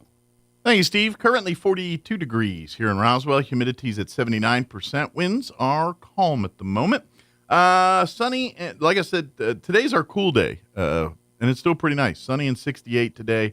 Winds will be out of the north at around 5 miles per hour. Tonight, clear skies, overnight low of 37 degrees. Northeast winds at around 5 miles per hour. Hitting 80 for you Tuesday, sunny right at 80. Winds will be out of the south, 5 to 10 miles per hour. Clear tomorrow night. Overnight low of 45 degrees, south winds 5 to 10. Wednesday, we're going to be sunny and 87 for a high, with winds out of the northwest 5 to 10. Thursday, sunny, back down to around 80, 79 for a high there. Friday, we're looking at sunny skies and a high of 81. And then look for 90s for the weekend. Sunny and 91 Saturday, mostly sunny, 91 on Sunday. All right, it is 20 minutes after 8. We're going to take a 3.5-minute break, and then we will have Pastors Joel Wood from Waymaker Church, Sean Wigley from Gateway talking about the tent revival at Coon Park this Saturday. That's up next. Don't go away. Hey, Roswell, during these unprecedented times when others are raising prices, Roswell Ford is lowering ours with employee pricing for everyone. So you pay what we pay. Only at Roswell Ford. Make no payments for 90 days. Upside down in your current vehicle and want out early? Roswell Ford can help you get out of your trade, even if you owe thousands more than it's worth, regardless of make, miles, or condition. So you can pay what we pay today with employee pricing to all customers on new Ford cars, trucks, and SUVs. And our aggressive finance team will push to approve your credit, even if it's less than perfect. Attention business owners, Roswell Ford has a great selection of commercial vehicles, and we have them for less. Plus, Roswell Ford offers mobile services, so our certified technicians will come to you and perform oil changes, tire rotations, batteries, recalls, and more. Contact us for details. For massive American-made savings and employee pricing for everyone, get on board at Roswell Ford, 821 North Main Street in beautiful Roswell. Call 575-623-3673 or online at roswellford.com. Interest accrues from date of sale on select vehicles. Trade balance refinanced to new low, subject to lender approval. Offers not combined. Expires at month's end. The Rocky Mountain Elks Foundation salutes hunters in the role they play in providing critical funding for conservation. Celebrate how hunting is conservation at the Rocky Mountain Elks Foundation Annual Banquet, Saturday, April 12th at the Eastern New Mexico State Fairgrounds. The Roswell Banquet will take place on April 12th at 5 p.m. Get your tickets now at rmef.org and go to the New Mexico Events tab. Celebrate hunters at the Rocky Mountain Elks Foundation Roswell Banquet, Saturday, April 12th at the Eastern New Mexico State Fairgrounds. What made Roswell Hyundai the #1 used car dealership in southeastern New Mexico? Great selection, great savings, and great people. Roswell Hyundai has an amazing selection of makes, models, and model years to choose from. If you can't find it, Roswell Hyundai can get it. And Roswell Hyundai will take any trade. The experts at Roswell Hyundai will work with you to get you behind the wheel of your next dream ride. So, what makes Roswell Hyundai the #1 used car dealership in southeastern New Mexico? You do! Come check out the Used Car Supercenter only at Roswell Hyundai, 1909 West 2nd. Some wounds need expert care to heal properly. At Artesia General Hospital's Wound Care and Hyperbaric Medicine Center, we use advanced treatments like hyperbaric oxygen therapy to help chronic wounds heal faster. If you or a loved one has a wound that won't heal, call 575-736-8235 today and take the first step toward recovery. On Saturday, April 19th at 7 p.m., join the Spencer Theater and Eric Ellison for a heartfelt Gordon Lightfoot tribute. Known as the Lightfoot of the Rockies, Ellison will perform classics like The Wreck of the Edmund Fitzgerald, If You Could Read My Mind, and Sundown. Don't miss this evening of iconic melodies. Get your tickets online at spencertheater.com or by calling the box office at 575-336-4800. We'll see you at the Spencer. Every year, thousands of nursing home and assisted living residents face neglect and mistreatment. But as an ombudsman, you can be a voice for those who often go unheard. And we're looking for volunteers. Ombudsmen advocate for residents' rights and ensure quality care. It's an incredibly fulfilling experience. I know because I am one. Whether you're retired or just starting your career, your dedication and compassion will make a significant impact. Learn about volunteering as an ombudsman today at aging.nm.gov/volunteer. Sponsored by this station and the NMBA. If you plug your nose, you can't tell the difference between an apple, potato, and an onion. Unless you open your eyes. Here's Mike Winters. And good morning. It is 24 minutes after 8 o'clock. And joining us in studio this morning from Waymaker Church, Pastor Joel Wood back with us. And from Gateway Church, Pastor Sean Weekly as well. Good morning, gentlemen. Good morning. Good to be here. Great to have you back. And how's life treating you all this morning? Great. Doing well. No Doing complaints. well. Excited to be here. No, it's a good day. Got through Snowmageddon 25. That's right. Can't believe that. Well, and to be honest, yesterday, no one had issues going to church. The weather was really nice yesterday. Yeah. And it was a tale of two weather forecasts. Yeah, it was Saturday crazy. We got everything in one day, snow, rain, and a little bit of that. And then Sunday was quite pleasant. So. Yeah. Thank you for the moisture, though. We can not complaining. Knock some of this dirt down. Actually, that's a good way to get it. Yes. Not at 4 inches at a time. Exactly. But, Absolutely. when we get it, an all-day soak, that's the kind of rain we need. Absolutely. Amen. Good deal. Well, hopefully this Saturday we're not dealing with the same weather. So according to the weather, we're not. But we want to invite everybody. Basically, both churches have partnered up here to put on a big gospel tent revival out at Cahoon Park this Saturday, and would love to have everybody and their families, and let's come and pack Cahoon Park on Saturday. Yeah, for sure. Just a big old revival, basically. A big come down and let your hair down and celebrate God, basically. Amen. For sure. No, definitely one way to put it. Now, we, one of the things, obviously we're both pastors in ministry, right? And so our, probably about 6 months to a year ago, there's just one of those things, I think, in our culture today, we are so focused on temporary things that I think a lot of times our focus is shifted off of eternal things. And a lot of people are just like, we don't like to think about that part. We don't like to think about life beyond this. We're focused on tariffs and school programs and kids sports. Get your blinders on into your own little lane there of issues or whatever you're focused on. Yeah, absolutely. So pretty much for us, I know we're just unapologetically saying, hey man, like it's important to get your eyes up and get your eyes on the right things. No matter what's going on in the world, God's got it, and we just got to follow the plan and live his path, and we're going to be all right. Right. And in the middle of that focus that Pastor Joel's talking about, people get those blinders and we're running, but at the same time, as pastors, what we see is the fabric of society. People are broken, people are hurting, people are questioning why they're here, what they're doing, and for Pastor Joel and I, Jesus is at the center of all of that. And well, and as a Christian, I believe that this is a test in some, the way how you live your life, what you're doing. If this was all easy, then all of us be going to heaven. You know what I mean? This is a test. God is, putting things in your path that are going to be difficult, but also God's putting things in your path that he knows you can handle if you accept it. And that's the big thing. We get so wrapped up on what we can't do that we get overwhelmed to that. And that's really what I think this Saturday's about, is just, you know what?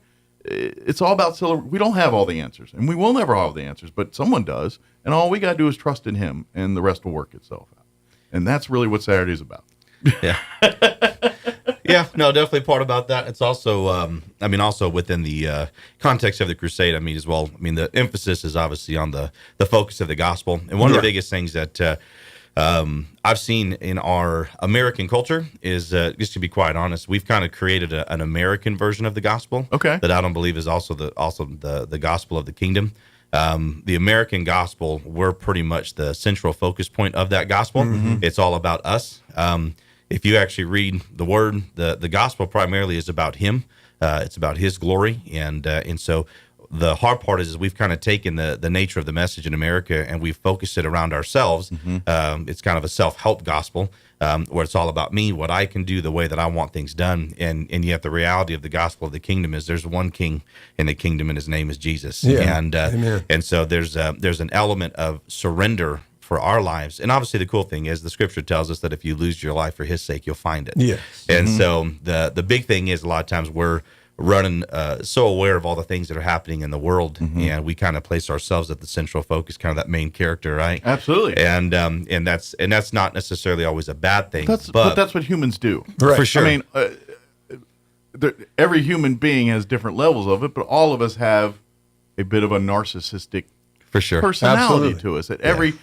Some of us have more than others, but and to be honest, that's one of the tools God gave us to manage life sometimes and deal with it. No, for sure. And I think that the management of life is definitely a good thing, but there's definitely a need for transformation.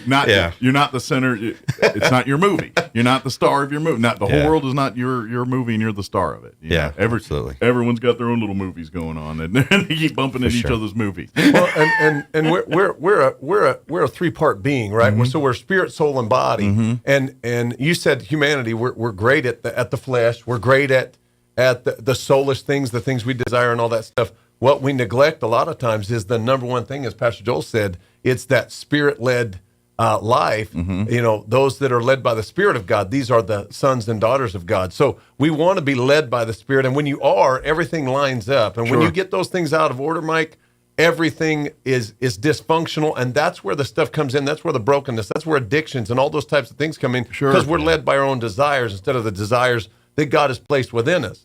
And so living outside of what God has called us to be causes us to malfunction. When we get that right, and that's kind of what we're calling people back to, like, hey, this is a wake-up call. We know things are going wrong. We know things, but let's get the main thing. Let's refocus our attention back on Christ. Back to the base. Back to the one who bled and died for your sins and the only access we have to heaven. And when we do that, we get things in right order, and out of that flows everything else. Sure. Yeah. Well, it's a reminder.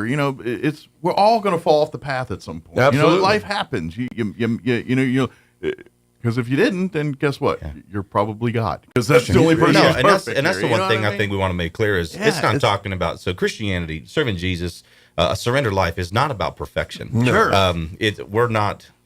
Our fallen nature, we're not going to be perfect, but it is about surrender. Absolutely. And so it's the essence of the gospel of the kingdom is it's about you losing your life for his sake so you can find it. It's about you laying down your desires and learning to walk his way. Faith and trust, having trust that no matter what, God has got this covered. Right. And if you have that faith, it will work out. It's just there's too much proof in the pudding over time. For sure. You know what I mean? It's just, but that's just the trick with having a relationship with God. And that's for most of us, it's you can't sit down in a room and sit down across a table and talk to God. That's not something that at least in this form and plane we can't do. Right. Sure. And so it's hard to understand that, and that's what the beauty of this is that's why we go to church on Sunday. That's why we come out for our tent revivals, to remind us that God is with us all the time. Even in those moments that don't feel like it, God is there. One of the cool things, so I know that there are, I'll put it this way, different flavors of Christianity in our culture today, right? And I can only speak from personal experience. So one of the things that we're also contending for at this particular crusade is miracle signs and wonders. So when I was young, wasn't even in ministry yet, I remember reading the scriptures and going through the gospels and seeing all this crazy stuff that Jesus did. And I was going to church, I was doing the normal. And I remember just thinking, I'm like, man, if all you are is, a welcome, worship, an offering, 20 minutes, whatever else, and a message, and maybe an altar call at the end, if that's all you are. I remember telling the Lord straight up, I said, look, I love you, but I hate this and I'm done. I want some entertainment. Yeah. and it wasn't even so much just about seeing something, but my reality is you want to be moved. You want to be lifted up. Yeah. Well, I want to see what the reality he either is of who God. he says he is, and this is the essence of this revival. Just in case you're wondering, he either is who he says he is, or he's not. Right. And so at the end of the day, and since then. I mean, I've seen blinded eyes open. I've seen cancers healed and all different kinds of things. I've seen people freed from addiction, and all kinds of different stuff. I know that can make some people uncomfortable. Sure. But I'd rather have the reality of unfortunately, heaven than it's comfort. Well, and this is the part we got to, because there's always, people got a game. And people got, and that's where, and unfortunately, when people see that, they tend to say, okay, and it's like, okay, maybe what you're thinking of is, that's more... All right, this is more. That's great for movies and entertainment, but God's real miracles do happen every day. Absolutely. No, it's not always a guy speaking tongues and running around. You know what I mean? When you see some of that, it's like, no. But God, it's it's not going to happen that way. It works in different ways. It's Absolutely. just it's God's plan, and you just got to trust in it. And once you surrender to that, you will find everything just seems to work out. Things that you're better, because problems won't stop. Problems will keep happening, but you're better equipped. You're better prepared to handle those problems when they do arise. No, I'm pretty sure the scripture says in this world you'll have trouble. He said, but fear not, I've overcome the world. Exactly. Absolutely. and he prepares us for those. And Pastor Joel and I's, both of our journeys have prepared us for this moment. Everything that we've seen, everything we've gone through. I mean, I was addicted to drugs and alcohol growing up. I mean, the same Jesus that we're going to be preaching is the same Jesus that showed up, interrupted my life, and changed it. I mean, I've slept in this same park that we're going to be ministering at. So I'm not trying to say it's a requirement, but I kind of think to be a pastor, a servant of God like this, it's you almost got to walk a path different to see the beauty of it. And so I would imagine you're a much better at being a servant of God because you were down the wrong path to get, you know what I'm saying? Yeah. Like you've seen the other side and I'm, especially when you're trying to reach sinners. Yeah. They're like, what do you know about it? You've probably been living and no, it's like, no. I was worse than you were. Is all of us. Yeah. I was going to say it's every person. I think that's one of those But things I think people have an air about it. Like, they think they see a priest or a pastor and they think, well, it's easy when everything's been. No. I was homeless. I was this. I was all that. Yeah. God found me, and I embraced it, and this is why I am where I am, and this is the reason why. And there is, and that's so. Yeah, to be honest, I think you wouldn't be good at your job unless you did what you did before. Well, I think our lives are for sure. I think our lives are just general proof that. That God is in the life transformation business, absolutely. and that's really. But it makes you also over. more relatable too. Like, it's like, okay, this guy did some things too. Yeah, we didn't come out of the womb like praying, just saying. We came out of the womb acting a fool. But that's what to me, and that's where the real God and the real church is. If we're all perfect and we all, it's like you watch, and I'm not trying to, people, religions and traditions and things, and I get. I'm like, let's be more worried about God's big message and not deciding whether I ate a piece of meat today or not. Or, you know what I mean? For like sure. That's, no, and I think one of the things that, again, we talk about the American gospel, is the American gospel focuses primarily on behavior modification, not internal transformation. So the message of the kingdom in that surrendered heart, that surrendered life, it starts in the internal. It starts with as you renew your mind with the Word of God, it changes you from the inside out. And our culture focuses so much on the external because we're a very that outward in our presentation, social media, all the things we're trying to control an image. Well, I think we're also trying to prove each other that we're people of God or whatever. And it's like I'm more God than you because I didn't do that. You know what I mean? Like I think there's a little of that going on. And it's like it's like let's. That's not how God rolls, This, this is not how it works. It's kind of for sure. There's competition in every level of anything, and that's also the American way, competition. But as Pastor Joel said, we're not saying we're better than anyone. We're not saying we're worse. We were all born in the same skin. We all have a struggle. We've all got a battle. My mom, grew up in a rough environment and has really no reason to have turned into the incredible mom she was, other than she just chose. I mean, she just said, God, I want what you, and it transformed her life. And then other people start, we don't all start at the same place. Absolutely. We've all got potholes. We've all got stuff. And Pastor Joel and I have experienced that. And I think it does help when you can go, hey, man, I've been there. I'm not perfect. But the reality is every pastor I've ever known, everybody wearing skin has got issues. And we just want to help anybody that's hungry. Well, hey. And to be honest, this is the thing that gets me is like when you're struggling in life, and we all struggle at some points or whatever. And I'm like, at the end of the day, there's only been one thing that's found answers for this stuff. And all of human history and science, I mean, we can come up with the greatest pill for a minute, and it'll do whatever or this and that. But when you're talking fixing foundational cracks, it's God and God's presence that has fixed that. Absolutely. You know, and even when people say, well, I did this, and it's like, yeah, but guess where the strength came for the wisdom. Guess where that came from? God planted that in you. Yes, you did it yourself, but God gave you the tools and gave you the ability to overcome your hurdles to achieve this goal. Right. You basically just preached Deuteronomy when the children of Israel entered into the promised land. He literally says, hey, when you have houses you didn't build, when you have vineyards, when you have all these different things, he said, when all that you have is multiplied, he says, remember the Lord your God, for it's him that gives you the power to get wealth. Absolutely. And that's the thing is a lot of times in America, what I'm seeing is that we try to side cheek with Jesus. Hey, it's like, hey, Jesus, me and my homie here, we're going to do life together.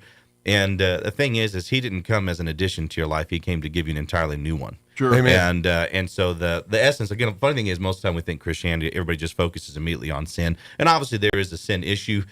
Just we're born into it, and that's part of the thing. Put it this way, people aren't looking for religion when life's good. You know what I'm saying? Right. It's usually when they're hitting a tough part. Yeah, and that actually, to me, is a big part of that is the fact that a lot of times when we think of even like a tent crusade, we always think of just the broken, the afflicted, the addicted, or whatever. But in all honesty, a big part of these crusades as well is the fact that there are a lot of people who are comfortable with their life that they think that they're doing well. And yet the scripture tells that they're poor, blind, miserable, wretched, and naked, but they don't see it. And that's the ploy of the enemy in any context is to keep your eyes covered. And the only thing that dispels lies is truth. And so really for us, our heart is to love people, to contend for breakthroughs in their life, to preach Jesus, and because we know the power of the transformation that he brings in a life, and because we've experienced it ourselves. And we're 100%, because a lot of times it comes to this stuff, we don't have our nose in the air looking at anybody. No. Really, our heart is the posture of a servant. Jesus wrapped a towel, and he got down and he washed people's feet. There's no one person better than the other now. No, and that's even for us. Like you talk about competition. There's no competition. Like I said, we're partnering as church. Sure. It's not about Waymaker. Well, that's human's own. That's humanity. Man's own. Weird oddities putting that in there and doing all that. Well, it's the nature of the flesh. Yeah. Right, it's all about position, jockeying for who's most important. And so, anyway, like I said, it's just a partnership. We just want to see lives changed and transformed, and meet some basic needs, and we're looking forward to it. That's really is connect with God, connect with other people. Come, it's as much a social thing as it is a celebration of God and being servants of God. And that's, come. And so, if everything's great in your life, come and be entertained. Come with joy. Come with. And conversely, if two ends ain't meeting, if things aren't going, if life happens, let's come and see if we can help remind you the tools you have to help you overcome these things. Sure, that's really what this is, and through God's. And I believe that I've always been this kind of person. I've always had my faith in God. As a person that's through my own life experiences, religions and things have done their thing to harm God's word. And that being said, I'm not saying, but I've always been a little, but that's events like this. This is what we're talking about. It doesn't matter what church you go to or no go to church at all. If you believe in God or you want to learn how to believe in God. If you're questioning, you have those question marks. Like you got that little part in your heart where you're like, there's got to be something more. This is definitely one of those opportunities. And maybe, and this is another one too, because I'm going to take a stab that, there's a lot of people that through other human beings, you have gotten a jaded image of God or practice of how God teaches and all that. Events like Saturday, that kind of get you right. Kind of remind you, no. Whatever experiences you've had, good, bad, and different, this is how it should be. is coming and celebrating God's. And the beauty of this, too, is because I'm going to say this is, why you guys have partnered your churches together. Sometimes it's a change of scenery is a good thing to remind, So we're going to come out and do the tent and do like the old school tent revivals and come out and, the community, the town gathers on a Saturday night and we get under this tent and just let's see what happens. No, and that's really what it's going to be about. We believe that the interesting thing is our main target has not been just trying to get other churches out. Sure. It's to reach the lost and bring them to a place of encounter with Jesus. So. And you look at through. We've had a lot going on with floods and just various. And right there in that area, we have so many displaced or people that are this close from being displaced that are displaced 1 minute and then. There's a lot of homeless people that may not live in streets or living on a couch for a night or two, and we have a backyard, lot of that. And on top of the fact, we actually have people. We have a lot of folks that can really, and so you're trying to reach everyone. And I mean, it's everybody. Whether your life's great or it's in shambles right now, it doesn't matter.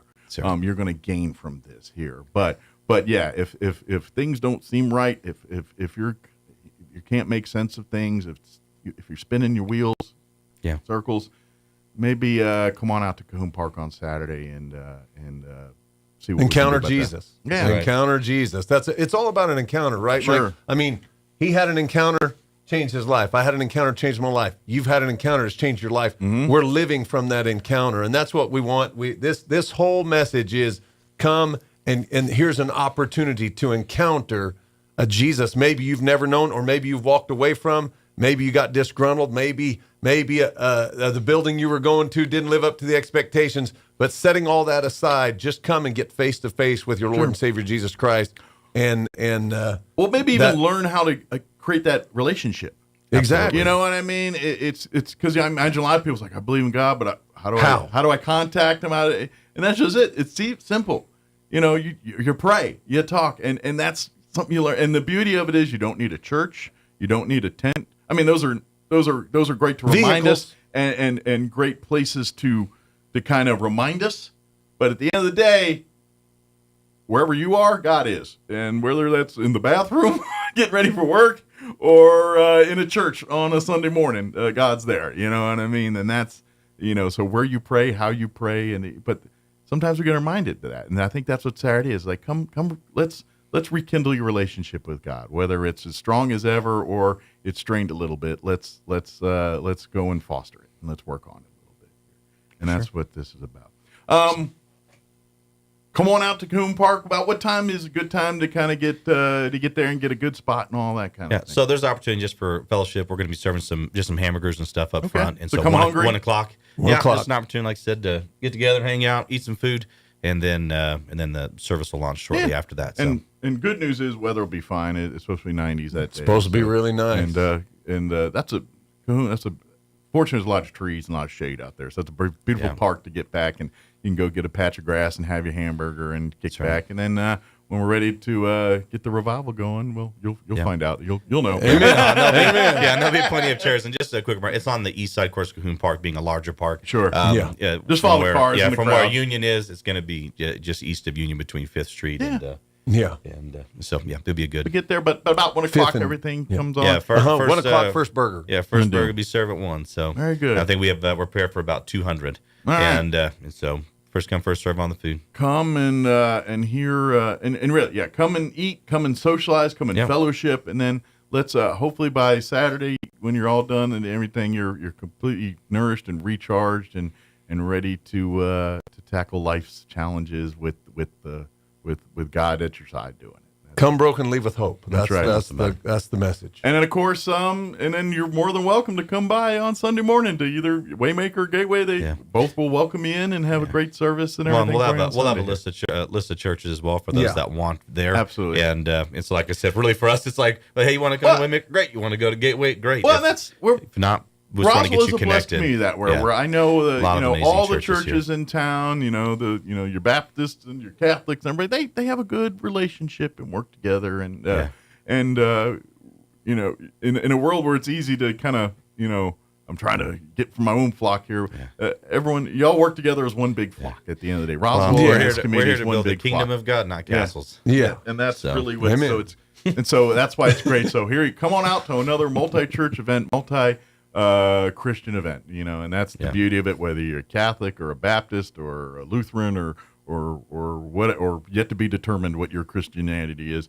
There is a home for you here on Saturday. So. And even if you've never seen God, if you've never touched, never prayed a moment, never done anything, come on out and let's see what you've been missing. And Amen. That's right. Yeah, I'm telling you, if you've been navigating life without God in your path, you think you've been doing it, you don't realize how much better it can be when you accept God and just understand. Because really, there's things in life you can't control. There's things you have and despite our human thinkings and thinking we can't. No, not at all. And that's more out of our control than in it. Yeah. And that's the human conundrum, right? When you don't have Christ, you literally catch yourself trying to control all these things with the inability to do so. That leads to the frustration of life and being disgruntled. Yeah, you look at the world we're living in, it's like you want to control it, but why can't they just, I get it, you can't. And so what do you got to do? Loving God, the proof that we love God is the trust that we put in him to literally handle the stuff we can't. Everybody's life is good till they get the call that their child's been in a wreck or they've got cancer or they're, and in those moments, that's when God shines. But our message is just put God there first. And as the trials of life come, you're prepared. As you said, the things that are out of your control, we just give that to the one that is in control. Put our trust and hope in him. And he's been faithful to me 51 years now. I guarantee I wouldn't be here without him. And 27 years as a Christian. And there's just nothing better going. If there was, I'd be doing that. Sure, absolutely, and that's just it. It's kind of like, it's like people trying to lose weight or get fit. There's always this diet pill or there's diet a quick routine fix, or this one where you eat hot dogs, whatever. Everyone's got their gimmick. Yeah, but none of them work long sustainability. They might get you to lose weight for a minute, and then 6 months later you're back to where you started and all that. The only tried and true is, the healthy diet, exercise, balance, and lifestyle.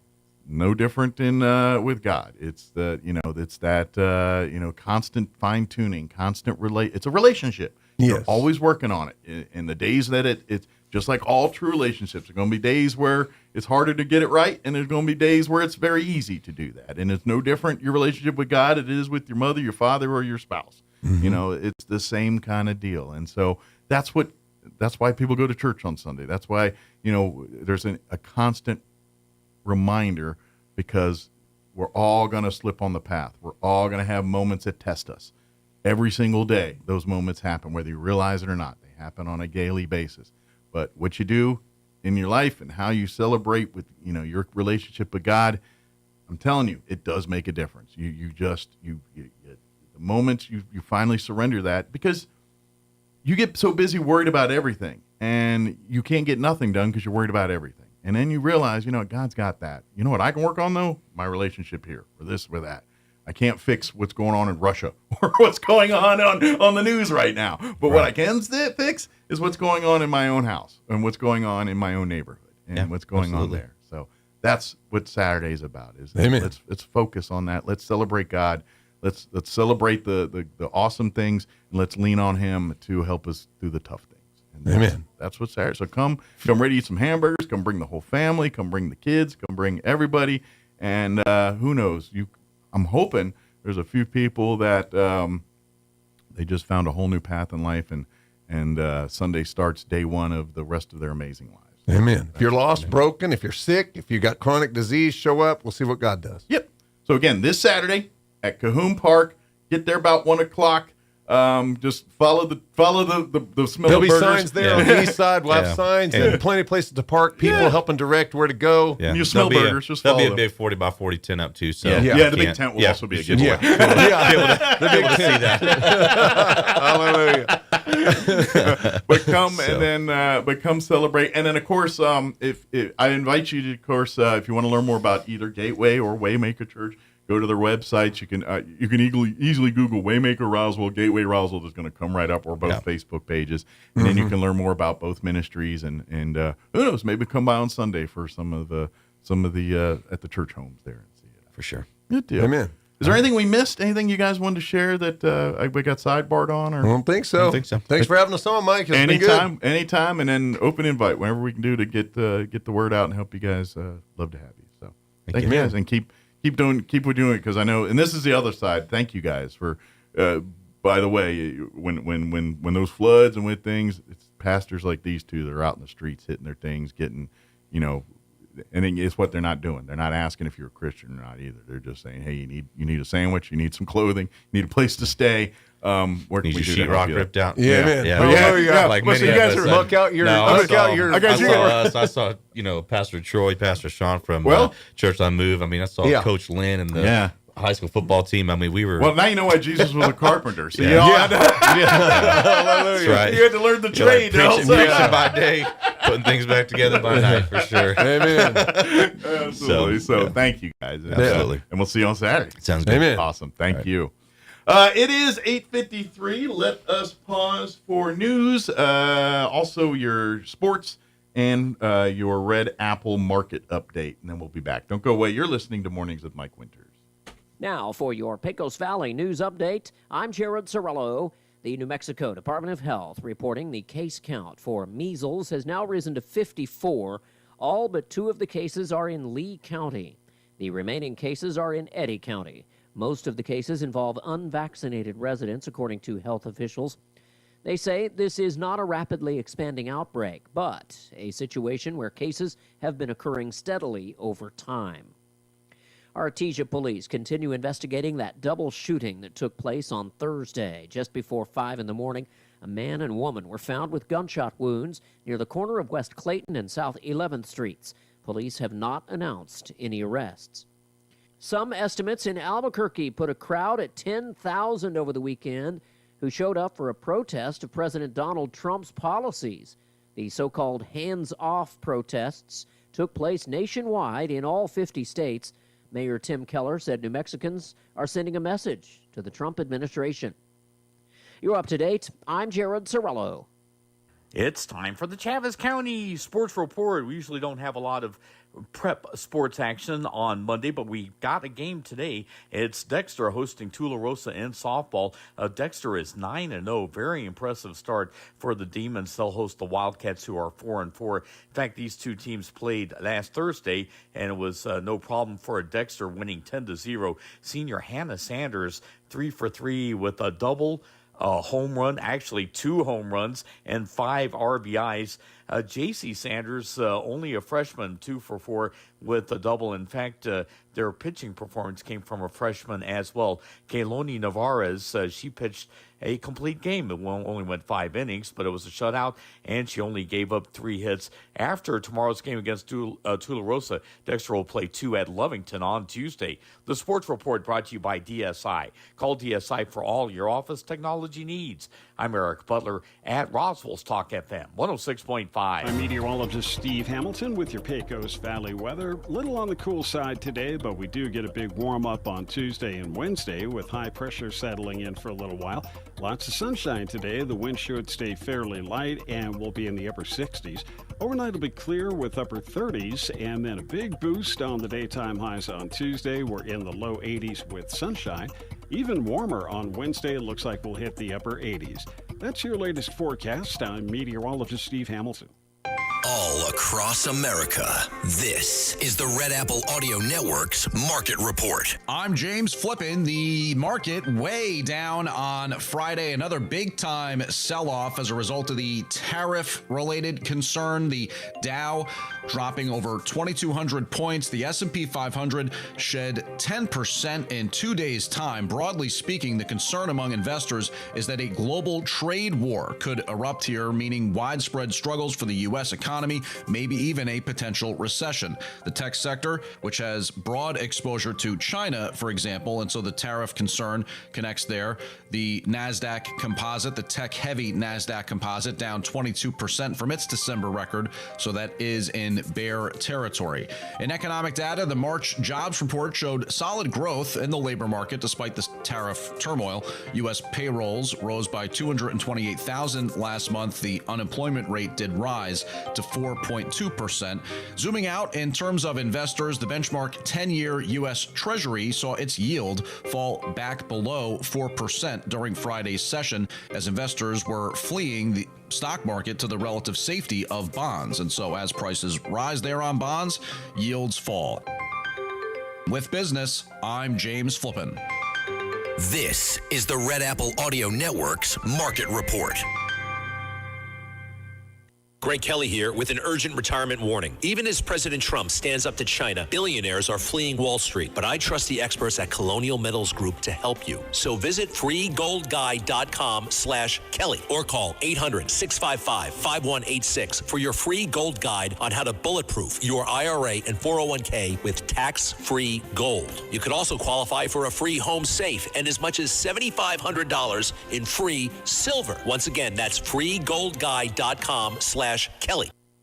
Waymaker and Gateway Churches invite you to experience the proof of God's power to save, heal, transform lives, and break addictions.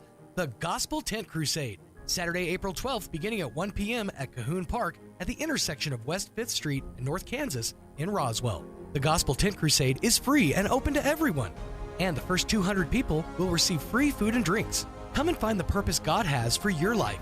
See you Saturday, April 12th, 1 p.m. at Cahoon Park in Roswell. What made Roswell Hyundai the #1 used car dealership in southeastern New Mexico?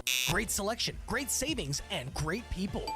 Roswell Hyundai has an amazing selection of makes, models, and model years to choose from. If you can't find it, Roswell Hyundai can get it. And Roswell Hyundai will take any trade. The experts at Roswell Hyundai will work with you to get you behind the wheel of your next dream ride. So, what makes Roswell Hyundai the #1 used car dealership in southeastern New Mexico? You do! Come check out the Used Car Supercenter only at Roswell Hyundai, 1909 West 2nd. The Matanza Fest and Cinco de Mayo celebration is the party you don't want to miss. Traditional music, vendors, a car show, dance, and the Matanza. A mouth-watering event and a competition of savory, one-of-a-kind pork creations, real chicharrones, and fresh salsa. Think you have what it takes? Enter your team today at nmmatanza.com. The Matanza Fest and Cinco de Mayo celebration at the fairgrounds in Roswell. Proceeds to support alternative education programs and paid for in part by City of Roswell Lodgers Tax.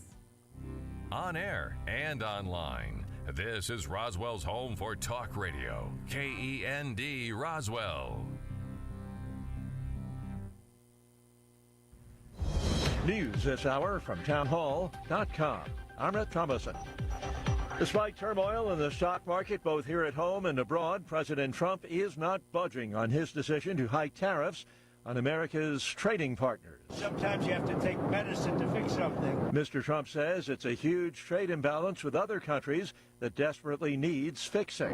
And we have such a horrible, we have been treated so badly by other countries because we had stupid leadership that allowed this to happen. Agriculture Secretary Brooke Rollins says that after the dust settles, Americans will see a positive impact from the president's tariff policies. Speaking on CNN's State of the Union, Rollins said the new global tariffs put in place by President Trump are meant to rebuild the American economy and boost U.S.-made goods. She said many countries immediately called the White House to make a deal with the U.S. Trump's tariffs are in response to the tariffs placed on the U.S. by other countries whose economies have flourished due to those tariffs. Correspondent Tasha Stevens.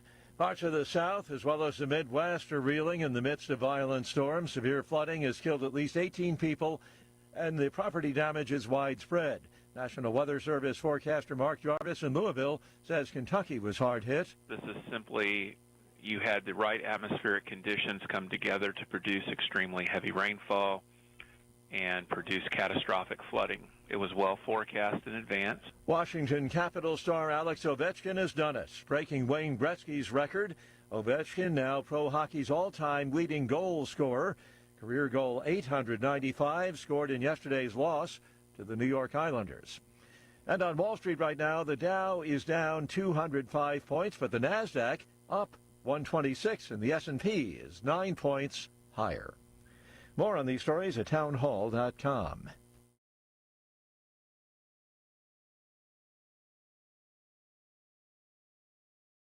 Everybody wants cheap airfare, but where do you find it? You call low-cost airlines. Their prices are direct from the airlines, and they're so low you can't find these fares published anywhere. They specialize in cheap flights, discount hotel rooms, cheap car rental rates, and great package deals anywhere around the world. Wherever you want to go, they can help you get there cheaply and with a best price guarantee. If you want the lowest prices on your airline tickets or other travel services, call now. That's right, call. That's the only way to get these rates. Experts are standing by 24/7 to get you the cheapest airfare and hotel rates available. So don't wait. Call right now for the lowest travel prices anywhere and for great last-minute travel deals too. Call 866-755-5300. That's 866-755-5300. Again, that's 866-755-5300. Call us right now. Republican Representative Anna Paulina Luna of Florida over her push to allow new parents to vote by proxy. It's a development that is set to unlock the House floor after the explosive issue brought the chamber to a standstill. Under the agreement being worked out, the House would formalize vote pairing. The procedure would allow a member, in this case a new mother, who must be absent for a vote to coordinate with a lawmaker voting opposite their stance who is willing to abstain from the vote. That way, the new mother's absence is canceled out. Additionally, Johnson is looking at increasing accessibility for young mothers in the Capitol, a prospect that the Speaker revealed last week. Johnson announced the deal in a conference call with GOP lawmakers Sunday afternoon while making the case for lawmakers to support the budget resolution adopted by the Senate in the wee hours of Saturday morning. Bernie Bennett in Washington. Nearly 500 measles cases now confirmed in Texas. 2 unvaccinated children and an adult have died. News and analysis, townhall.com. Couple more states looking at ways to lighten the tax burden on their citizens. Correspondent Jason Walker explains. Mississippi's governor has signed a bill that could phase out the income tax by 2040 if annual revenue growth benchmarks are met. And Kentucky has tweaked its law to make it easier to meet the revenue triggers needed to keep moving income tax down toward zero. Both states seek to join the likes of income tax-free states like Florida, Tennessee, and Texas. Jason Walker reporting. You may remember him as TV's Dennis the Menace back in the late 50s and early 1960s. Word of the death of Jay North. He played the young troublemaker on the CBS sitcom for 4 seasons from 1959 to 1963. Passed away yesterday at his home in Florida after a battle with colon cancer. Jay North was 73. More on these stories at townhall.com.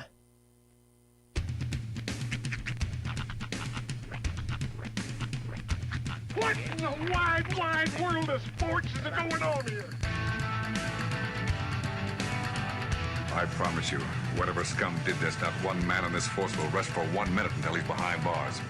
Now let's grab a bite to eat. Yeah, come on. I feel the hot wind on my shoulder and the touch of a world that is older. I hit the switch and check the number.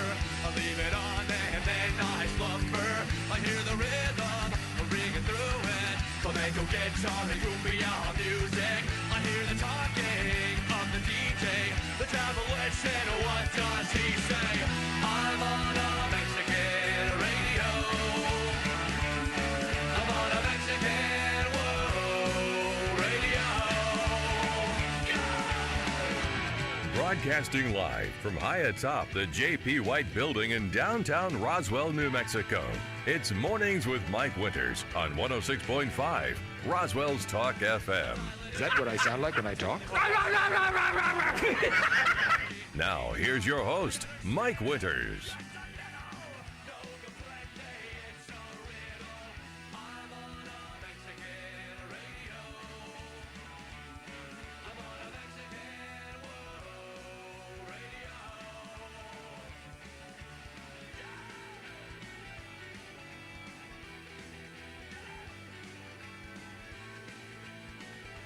And good morning. It is 6 minutes after 9 o'clock. Welcome to hour number 3. Trace Infiernos. Of Mornings with Mike Winters, right here on 106.5 Roswell's Talk FM. Happy Monday. Heck yeah, welcome to it. Got a little sweeter for me, literally. Yeah, I did. Crystal gave me a gift. Oh, look at you, honey. Get a bunch of honey. Honey pops, honey shots, honey shots. That's awesome. That's Likes the honey king for a minute. I'm gonna use them. I'm gonna just take those I think I'm just going to do toast. And then just take one of those straws of honey and just that's the best. dump it on there. Heck Butter it, yeah. of course. Oh, yeah. That's what I do. But the flavored ones, the orange and the strawberry, from what I remember, are personal favorites for me. Okay. I've had them a couple of times. I don't think I've had orange. Yeah, the orange one is pretty good. That'd be different. Yeah, it's nice. It's kind of citrus pop to it. Yeah. An orange is one of those ones you don't think is good. And then you have it and you're like, okay, that was better than I thought it was. Right. Although I will tell you this, I do not like the chocolate oranges. Really? Hate them. Terry's Whackin' Orange, I love those. I ate a good half of one before I determined, no, I do not like it. I'm a power through. Well, I was like, do I like this? And then at first I'd like it, and then I'd hit a note, then I'm like, ugh. And then about halfway through it, I'm like, I officially do not want to eat it. It just was it too much orange for you? I think so. Or? I think it was, okay. It was just, the smell of orange while eating chocolate was not. God, now I want a Terry's orange, man. Those are so right good. Yeah, I love those. But I understand. A lot of people don't like certain flavors. But I gave it a try. I did. really tried. Ate half one before I said, you know what? It's not my thing. Yeah, certain flavors just don't mix with chocolate. Yeah. But oh gosh, I lost my train of thought. But yeah, no, it's understood. It's an acquired taste. Yeah, the Terry's orange. The one thing I found out though, orange can go awry very quickly, particularly with like soda. Yeah. So if you don't have a clean tasting citrus, like a clean orange taste, it's out. Yeah. Fanta, great. Yeah. Sun-kissed soda. Not a fan? Well, we came to a determination this weekend. It tastes like somebody ground up children's Tylenol and mixed that into a drink. It's got this kind of like bassy aftertaste. I found the same thing with Starry. And now I'm just bashing sodas. I've never had the Starry. It's if you've ever had Sierra Mist, they don't have a same, zero version of it. It's the same thing. It's very like it tastes. I don't want to say dirty, but it tastes like I always compared it to Sprite. It's different. It's like Pepsi's version of Sprite, isn't it? But Sprite is way better. Yeah. Well, they don't make a zero version of Starry that I've seen yet, so that's why I've never tried it. Fair. It's just it's a real missable experience. But yeah, the Sun-kissed soda was way off on the orange. Well, and I'm one of those people that I like Coke. Yeah. Or Pepsi. I mean, it's a cola. I'm a cola You're drinker. a cola person. Sure. That being said, I do have hankerings but generally it's not orange sodas. And if I do have flavored sodas, Fantas are always one seed. Mm-hmm. I've never partook in Sunkissed. The only time I ever had it was, did McDonald's have Sunkissed for a while? Maybe. I think they've always, I don't know. I don't think they always had Fanta. I think they had Sunkissed. Yeah, I'm not real sure. But anyway, I remember drinking there, and I was never a big, like root beer. I'm not a fan of per se, but once in a while I want one. You know, it's like I won't drink them on the regular, but every once in a while. But the only one I venture away from Fanta that I like Fanta, but I have a better one is Welch's. Oh, the sure. Grape soda. The Welch's grape is the grape soda by far the one. I do like soda. Fanta. Don't get me wrong, but whereas I'm not a big fan of Sunkissed. Yeah, I'm a huge fan of the Welch. Yeah, I can definitely give you that one. Yeah. Welch's, take that every time. Or you don't see them around here, but if you remember, this was Radar's choice. Grape knee high. Ooh, the I knee like high. it. You know what? Grape. Peach. They have a peach knee high that I can only ever find it online because they don't sell in this part of the country. Does it? Who? Hangar 209. Ooh. I'm a fan of the grape knee highs. That is good to know. Yeah. That's very good to know. Yeah. But now I got to ask you, as a native Oklahoman and liver in the person who has lived in the Southwest my whole life, where do you stand on Big Red? I don't mind it. I can only drink. Oh no, you can't. Like you can't one. ever have more than like a Big Red. Yeah. It's like I feel full of sodas. And to be honest, I really only, I don't know if enjoy is the right word, didn't mind the original Big Red. Right. The blue one and the other one, I'm not a huge fan of Big Blue. Not a fan. But Big Red is like the official soda of Oklahoma. Yeah. There's a reason that there's like 5 teeth among them. If you ever had a liquid version of like Bazooka bubble gum, that's pretty much Big Red. Oh yeah, it's like spot drinking on. It's bubble chewy, gum. fruity soda basically. Yeah, to me it's like drinking bubble gum. Mm-hmm. And so I don't mind that, but I don't want it for more than a minute. Mm-hmm. It's kind of like some of these cherry sodas and things. I like a good cherry soda, but Sure. sometimes there's so much of it that it's like cheer wine. Cheer wine, I love cheer wine, but I Right. can only drink like one at a setting. I can't, like a Coke, it's like beer. You have your light beers, you're drinking them all day kind of thing. Cokes, I could drink them. But you give me the cheer wine, or you give me that, and I'm like, just give me one and I'm good for now. Switch it up. It's decadent. Mm-hmm. So it's a lot. Especially for somebody who's trying to watch their sugar. Yeah, and then I'm like Mountain Dews and those things. I don't drink them often. Once in a while, I'll have one, but I generally don't drink Mountain Dews I never drink. I've never drank energy drinks, or I've had maybe 1 or 2 Red Bulls my whole life. I don't care for them that much. I get a weird craving every now and again for Code Red Mountain Dew. It's a nostalgic thing. I remember that one. Yeah. But something you touched on there with the energy drinks, Mike and I both remember the Jolt. Huh? You talking about Jolt. Jolt? I was going to say Jolt, sure. But Sorry. no, Mike and I both remember the Foo Fighters concert. Oh, yes. That was sponsored by Red Bull. And that was I think that was when they unveiled the sugar-free Red Bull. Yes, like 'cause that was they the had- new product. In the back of the hangar where they had the concert, there were these bins just full of Red Bulls. And they Yeah. have the sugar-free ones and then the regular. I know within the span of that day or that night, I put down like 5 Red Bulls. Yeah. I mean, I had no. And that's it was probably that the much. night I had Red Bulls. I had like 3 of them, and I don't think I've had them since. To be honest, since that, it's just I'm not. They're not And my again, thing. that's one of those nostalgic flavors. Like Yeah. every now and again, so there's a new coffee place here in town, and they have this. It's like a chiller, which is like an energy drink infused frozen drink, and it's Red Bull is the energy drink they use. And so the first taste I had of it, I was like, whoa! First of all, it shocks you right here, and then the second thing that happened was I was taken back to the Foo Fighters concert and all the shenanigans they were in.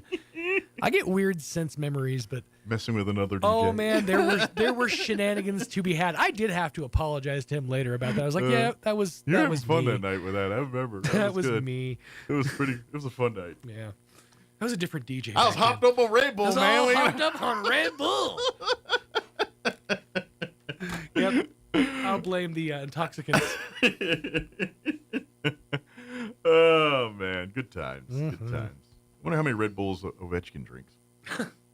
I swear he, like every clip I saw him, he had a Coors Light 1 minute. I saw him with a Heineken 1 minute, Budweiser. That man, he always had a beer in his hand. I was like, he's an athlete, folks. Well, you know, got to stay hydrated. He's an athlete. You know, Sean sounded surprised when Red Bull sponsored what was it? The Foo Fighters. Oh, it was the Foo Fighters. Their Yeah. I private wasn't little concert. surprised. No, I was more. And see, it's funny too because this was before YouTube was a thing. So Real Player was the other like the video sponsor. It was them, yeah. It was Real Player and Oh, Red Bull. boy. And And you I- could watch it online on a screen that was like this big. And if I remember right, wasn't it like La Posta that catered the event, their Mexican food? Was it La Posta? It might have been them. Yeah. It was a place I don't think's with us anymore. Yeah. It was them or maybe Popo's, but it was No, I don't think it was Popo's. I think it was La Posta. La Posta sounds more right. Popo's still with us. I don't think. But yeah, that was. Okay, I was gonna say Red Bull sponsors like everything under the sun nowadays. Well, this was, like and I feel like the sugar-free drink was new, and they were really hyping that at that concert. They kept like, try our new sugar-free, because I kept saying I don't want sugar, and they was like, well, we got the new sugar-free, and I was like, okay, this tastes like garbage. It's not the same. it's really not. It's Sorry, spoiler. It was gross. Although technology has changed in the last 20 years, Has maybe it? maybe That's there's why I a haven't better drank a version. Red Bull since then. you Because I still really get was the not same amount impressed. of dopamine. I just was not impressed then, and I really haven't drank one since. I don't think. I'd be honest. And plus, I don't know. I just figure I don't know. I get the right amount of caffeine from my regular Coke Zeros. I'm Yeah. good there. It's enough. Although now that like certain restaurants have like switched over to Pepsi, I've been drinking a lot more Pepsi lately. Yeah. Like Subway, because they're right over the street, and so I'm always hitting Subway. But here in the last 6 months, they switched over to Pepsi. Do they have Pepsi Zero on the? I think they do. Yes. Yeah. Nice. I always get the bottles, but I think they do have it on there because I just like bottles. That's just me. John and Crystal Noble are here Yes. to talk Roswell Seeds, so we'll have them join us here in just a few minutes. Also, this hour, we'll get you up to date with the news of the local variety, sports, and all that good stuff. And whatever else we can get in there for this hour of the show. All right, 9:17. Let's take a look at your weather. It's going to be nice. Like, it's all nice all week. Like, today's the cold day. It's going to be 80s the rest of the week. So enjoy. I'm meteorologist Steve Hamilton with your Pecos Valley weather. Little on the cool side today, but we do get a big warm-up on Tuesday and Wednesday with high pressure settling in for a little while. Lots of sunshine today. The wind should stay fairly light and will be in the upper 60s. Overnight will be clear with upper 30s, and then a big boost on the daytime highs on Tuesday. We're in the low 80s with sunshine. Even warmer on Wednesday. It looks like we'll hit the upper 80s. That's your latest forecast. I'm meteorologist Steve Hamilton. Thank you, Steve. Currently, 47 degrees here in Roswell. Humidity is at 66% with winds out of the northeast at 5 miles per hour. Like I said, week really pretty nice. Today's our cooler day, 68 our high today under sunny skies. North winds at around 5 miles per hour. Clear tonight, overnight low of 37. Northeast winds at around 5 miles per hour. Hitting 80 for a high tomorrow. Sunny and 80. Winds will be out of the south, 5 to 10. Tomorrow night, clear, overnight low of 45 degrees. South winds 5 to 10. Wednesday, sunny 87 for a high, so tickling 90 on Wednesday. Thursday, back down to around 80, 79 and sunny there. And then Friday, looking at sunny skies, high of around 81. And then weekend in the 90s. 91 and sunny on Saturday, 91 and sunny on Sunday. So enjoy the week. It's pretty nice all week. Like today. Today's the cold day at 68. Then we're like 80s the rest of the week. All right, 9:18. We're going to take a 3-minute break, and then John and Crystal Noble will join us talking Roswell Seed. Don't go away. You're listening to Mornings with Mike Winters. Do you know what the hardest part of dealing with the roofer is? Just trying to get them on the phone. Jennifer here from Trustmark Roofing, and I want you to know that you can always trust Trustmark Roofing to answer our phone. Need a free roof inspection? Just call us at 575-755-ROOF, and we'll answer with a live person, a real human being. Have a roofing project already going with us and need to discuss it? Just call 575-755-ROOF, and we will answer the phone. No answering machine, no voicemails, and no weird robot automated attendant. That's because at Trustmark Roofing, we're all about relationships and treating people right. That's true for customers and vendors and insurance companies and employees. Anyone and everyone who comes in contact with our company. So if you have any roofing needs at all, trust Trustmark to treat you right and to answer the phone. Our number again is 575-755-ROOF, or find us online at trustmarkroofpros.com.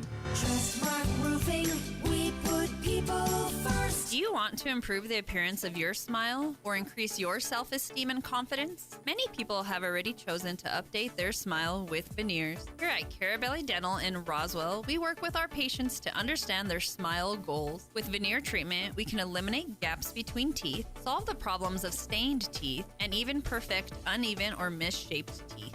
You owe it to yourself to have the smile you know is possible. Call us now. Come see the team at Carabelli Dental or call 575-622-4455. Wakefield Oil Company is a name you can rely on with full service at the pump the way it used to be. You can expect service in just 15 seconds. They offer bulk fuel and oil services and even diesel exhaust fluid. Wakefield Oil Company will deliver to farms, ranches, dairies, the oil fields, and more with dependable service you can count on. So the next time you need service or delivery, go with the name that locals have trusted since 1983. Wakefield Oil Company, 311 South Virginia in Roswell. Let them earn your business.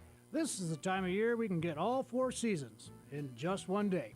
Hi, this is Ben Manat from Roswell Seed Company. 1 minute you're sweating in the sun, and the next minute you've got slush in your shoes. But that's winter in Roswell, and after 127 years, we're starting to get used to it.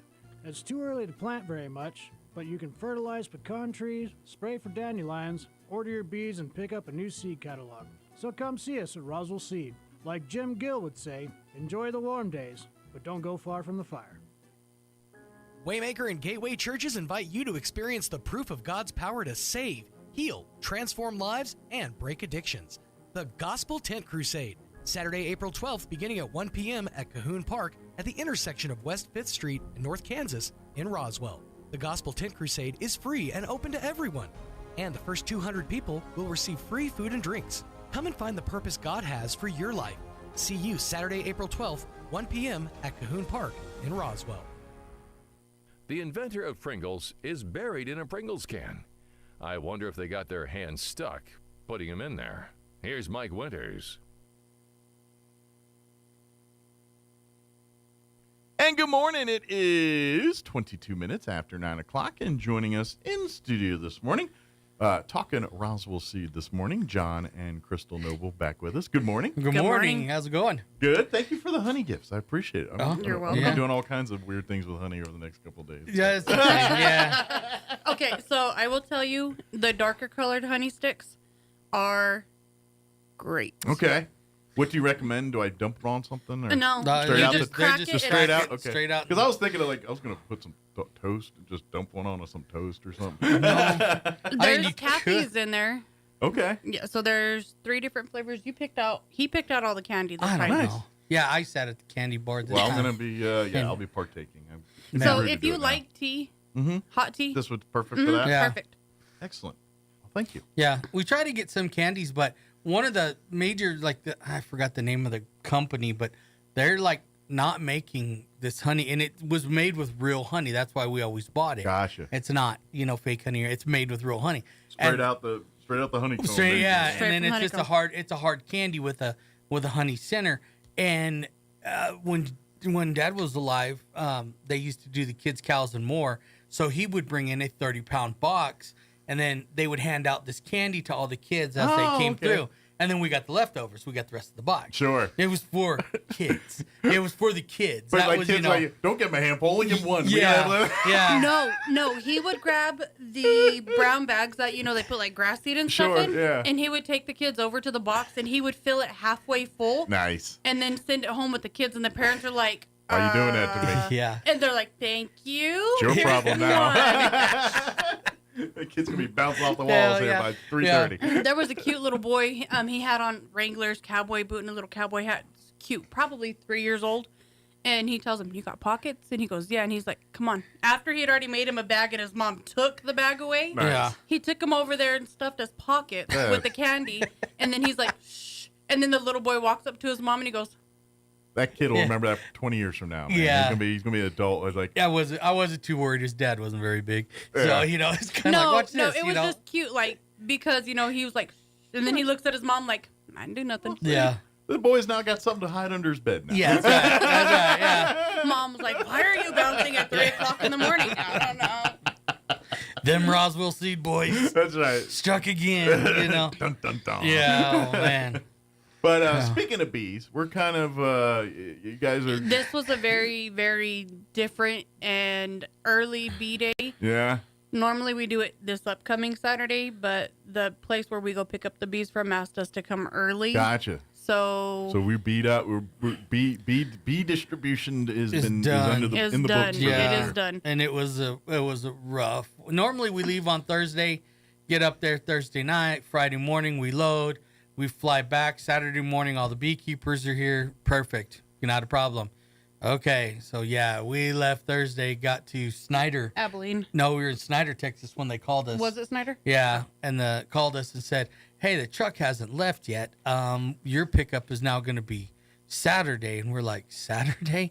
So now everybody that we Pushed back a day, we had to, yeah. so we had to call the office. Office had to call all the people. Most of all the people, they were really not a problem. Nice. Especially since of Saturday's weather. People get it. Things happen. Yeah, and Saturday was kind of a bad Saturday day was weather-wise. bad. So Sunday was there a lot nicer. Yeah, luckily we got a hold of them early enough. We had a couple of people that had traveled. We're going to be traveling a little ways. So, Saved they them were a like, little bit of headache, yeah. Not a problem. So we ended up staying in Texas another night, which we weren't expecting. So, of course, we didn't have clothes.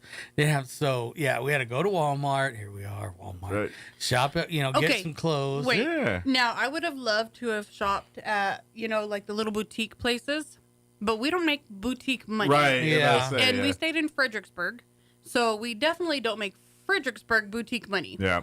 I We get you. went to the Hanes T-shirts at Walmart. It is. Yeah, exactly. We went to Twisted Sisters Coffee in Fredericksburg. Really good. Very cute little place. They got like a little gift shop. They do pastries and coffee. And It's bougie. Yeah. Bougie. yeah, people were having mimosas early in the morning, and I'm like, oh, this is definitely not Right. That's I the don't crowd belong I'm in used this to. here. I'm farmer and ranch and kind I'm of. like, where's the Dunkin'? There's no Dunkin' there. Yeah. I was like, oh my god. Yeah, But my pinky doesn't go out for anything. No. So I ordered our coffee, and then I told her, I was like, can I get 6 shots of espresso? And she goes, what? And I was like, 1, 2, 3, 4, 5, 6. Yeah, do 1, but times 6. Yeah. And I'm like, 6. And she goes, in 1 cup. And I was like, yeah. And she's like, are you okay? And I'm like, yes, I make this myself at home every single day. I'd like 6 shots of espresso. And she's like, okay, 2 I'm triples. sitting there laughing. I'm like, she's not from this planet. Don't worry about And it. the lady just looked at me like, because she's like, it already comes with 2. And I was like, okay, then add 4 more. Yeah. And she just could not. And I was like, I like it strong. I want to taste my coffee, and I want to taste my caramel. But she was just like, huh? Do you ever drink it straight? I can't. No. It doesn't agree with my stomach if I drink it straight. That way you can just Too have much little cup acid, or- and it. I just told her to hook it up on a drip. Right. Yeah, just walk around with it on a drip. I've taken sips of hers, like take it, and yeah. But this way, your coffee's got that horseshoe will float. Yeah, definitely shut down Remember- your kidneys for the day. That's You're right. not Remember when peeing. the grandparents always said this will put hair on your chest? Uh-huh. This will put hair on your back and chest. Gotcha.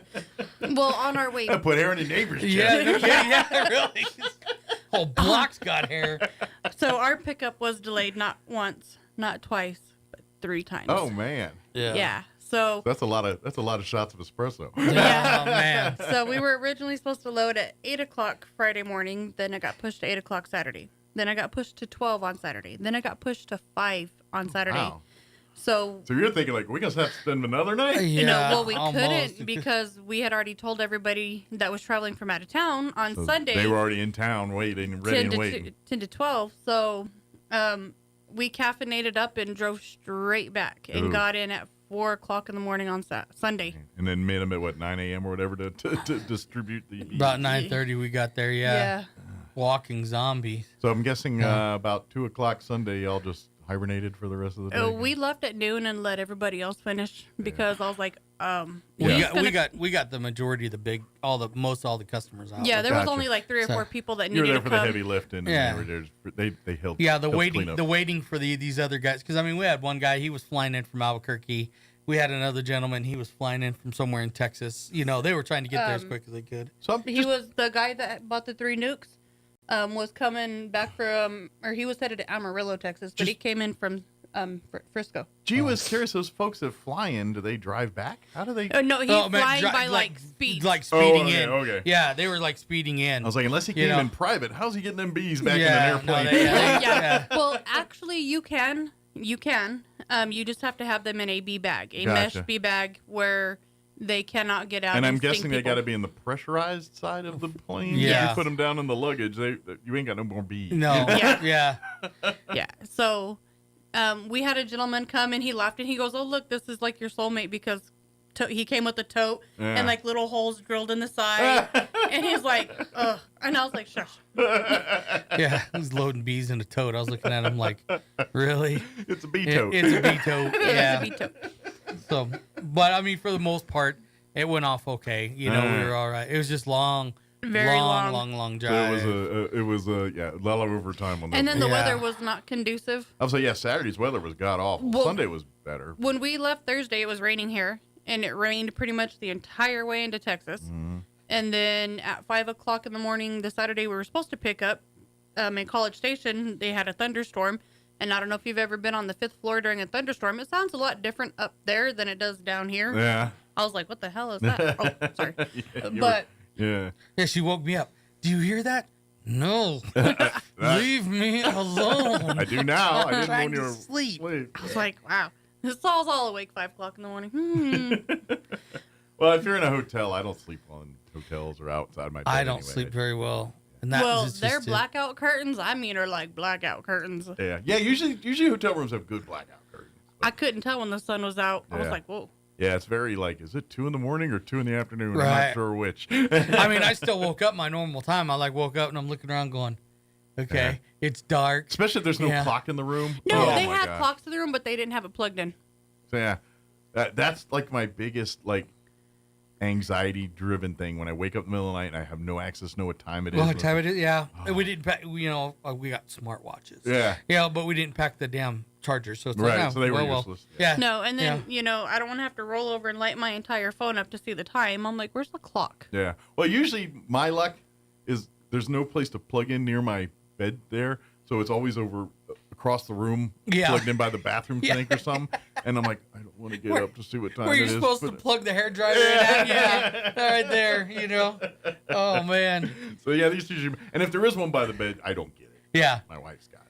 Yeah. I'm always now they take a have them second. usually on both sides. Yeah. So you got a him and hers now and stuff Well, like and they that. both have, but like one has plugs, and then the other has them, but they don't work. Yeah. Or they're not there. Yeah. Well, what I did, because we kept running into that problem, I bought a charger that had 2 cords. So that way we could just plug both of our phones in on. Oh yeah. Now my wife's on a CPAP deal. She's got like some kind of crazy multi-plug deal that because she's got to plug in like 3 things for that CPAP machine. That, yeah. So. Yeah, we Tell her tried. welcome to his club. Yeah, we tried packing that thing one time, and I'm like, no way. There's enough. We're only gone for a night, and we got like back seat of the truck is completely filled. I'm like, screw this. Well, we could fit that. No, we don't. We don't need 3. We're going to be gone for less than 24 hours. Well, Kim says like all the hoses and stuff, but the actual unit itself is only like that. It's not that big. Like an oversized clock radio, basically. Yeah. But it's just like it's just add another bag to the 14 bags that are in the truck already. Yeah. You know. I did not pack heavy this time. I packed extremely light. Shower bag with next day's change Still of had to clothes. get shirts at Walmart. Yeah. So normally I would have had extra clothing because, accidents happen. Sure. I didn't do that this time. No spares. No spares. And now then, you needed them. And I needed them. Which means next time y'all go anywhere, there's gonna be another bag. Yeah. Yeah. I'm gonna have that rolling suitcase again and stuff. But that was. I'm just sitting there like, and she's all mad. I'm just like, I still smell all right. I don't care. I'm a guy. I'll wear the same pants the next day. I'm not that offensive. Yeah, jeans, it's all right. You wear the same pair of jeans all week. You play it right. Yeah. You hang them up right and let them air out. I mean, all I'm saying is in the military. Yeah. Yes, I get it. I could go a week with the BDUs if I do it right. Just lay them underneath your bed so they That's look right. pressed. I just got I'll bring them into the shower with me a little bit. Here. Yeah. Just got to heat the starch because there's already like 80 pounds of starch ingrained in them. You just got to heat up the starch, and Just once you a do little that, it kind of falls into place. Yeah. What? Tricks of the trade. Well, another trick of the trade is we still probably have another freeze coming, but we have plants out. Pepper plants, tomato plants.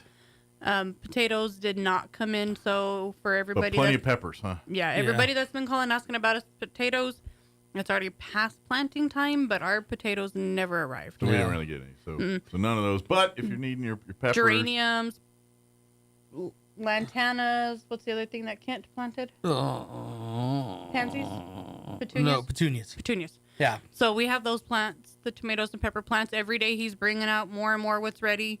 Does a lot of stuff get ruined like over the weekend when we have this little deep drop? Well, they're in greenhouses. Chili dipper. Well, just for people outside, like people that are planning outside right now. As long as they covered them, they should be okay. Okay. Because I know there's people that start planning because. I mean, like the soil temps were up. Yeah. All signs pointed start putting it in the ground. Yeah. And then it's this like weekend happened. Yeah. Like our horse was freezing to death because he lost his winter coat already. Yeah. You know, and he was out there. And of course, not enough blankets to put on him. At that point. Well, the problem was we didn't have anybody. We were gone. Oh, so you were out of town. Yeah, so we you were had out someone of to town. tend And to. the person who was taking care of him, I did not want him to get startled by her and accidentally knock her over. Gotcha. So I told her, I was like, just give him extra grain and extra alfalfa. He'll stay under the lean-to. He'll be okay. And he was. He was just pouting because he's like, Yeah, this sucks. Yeah.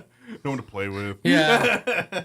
Yeah, it's not like having a 1,600-pound dog. No entertainment. No entertainment. It's all cold. alone and cold. And and then of course, they're social creatures just like anything else. They need a little, what I mean? It's worse is the sister-in-law was home and she's just a bleeding heart and she called, the horse was looking at me. He looked, so what do I do? It's like, nothing. Like, don't. That's do by design. anything. They're guilting you.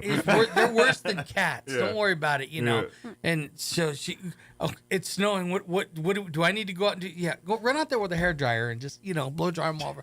No, he's fine. He's gonna go in the barn. He's gonna get warm. It's okay. He's got shelter. Well, he's standing out in the rain. It's because he wants to be. He's blonde. Yeah. He is not blonde. He's like a gingery color. He's blonde. Check the roots. Yeah.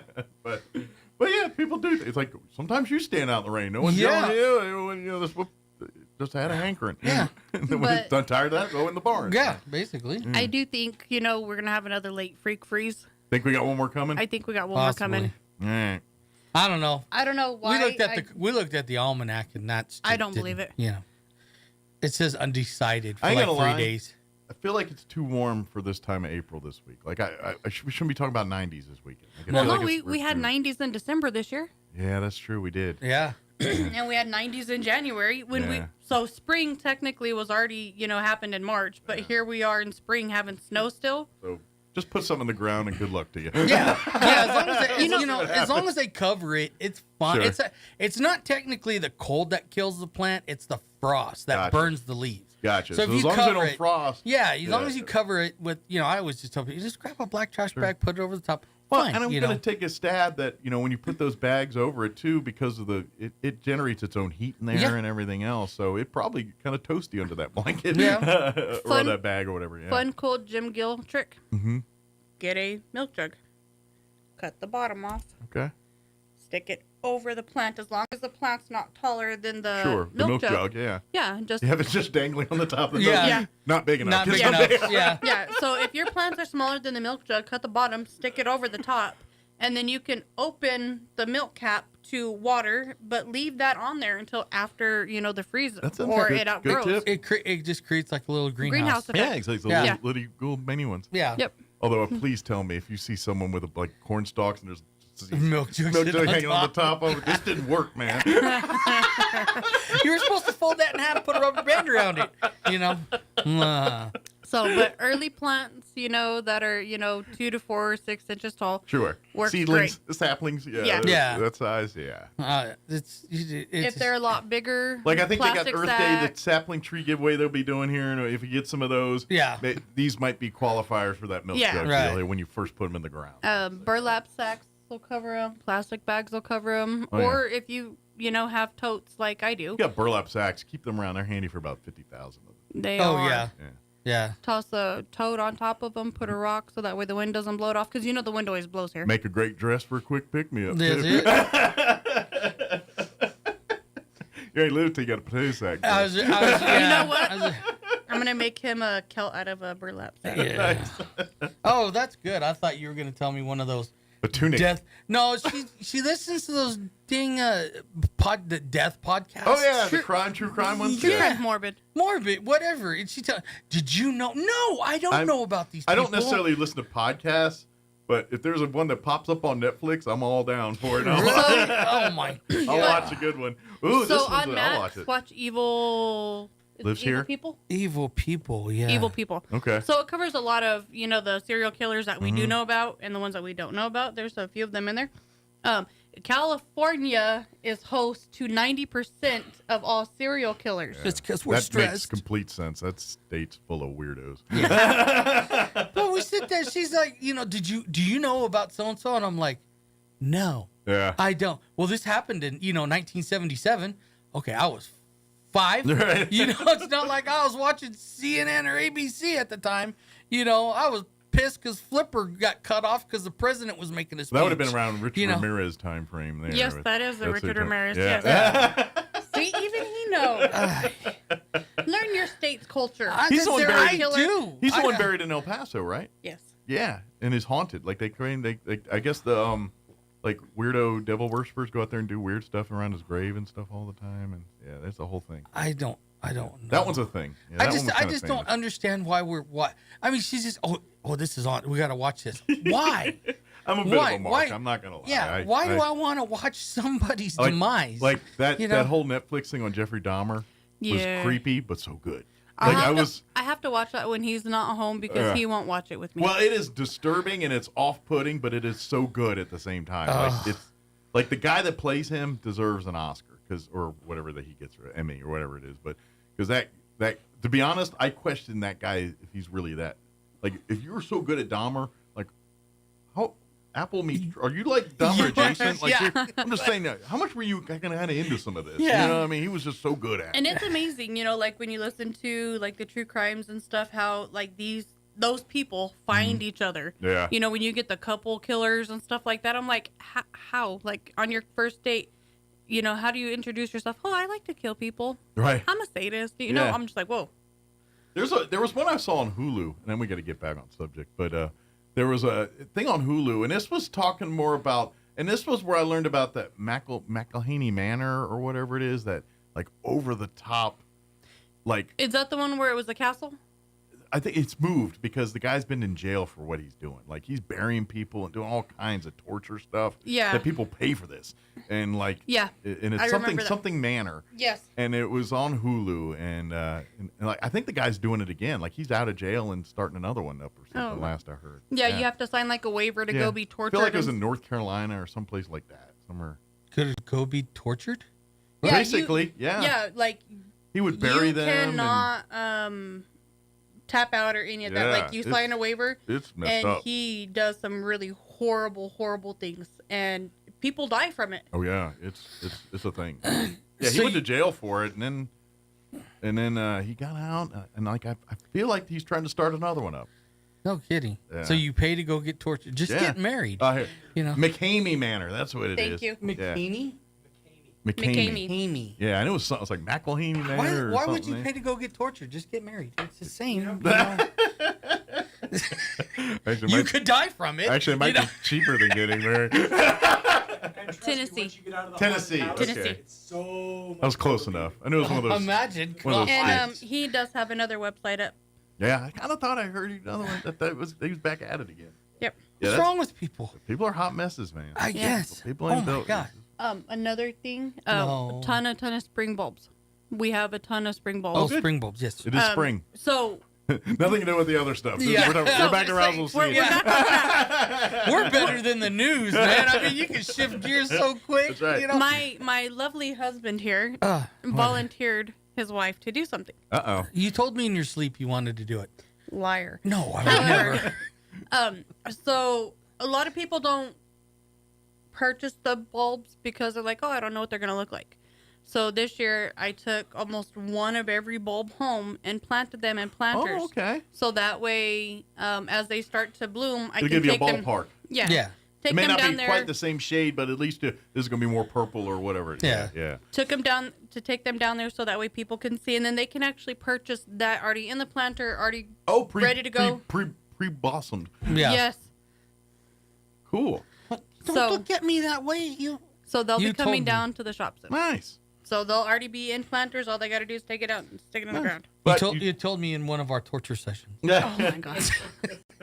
Well, that was nice. That was good. And plus, now you get to. But you still got if you want to do all it yourself. You still got Yeah. the full-on So bulb. it's just a lot of people are more visual. Like a picture I get is you. one thing versus. I'm one of those people. So soon they will be down there. Hopefully, the daylilies looking really good. Ow.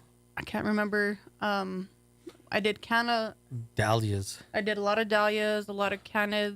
Canis? Yes. Okay. Close enough. Yeah, I can't say half of these things. It's all Latin. Yeah, basically.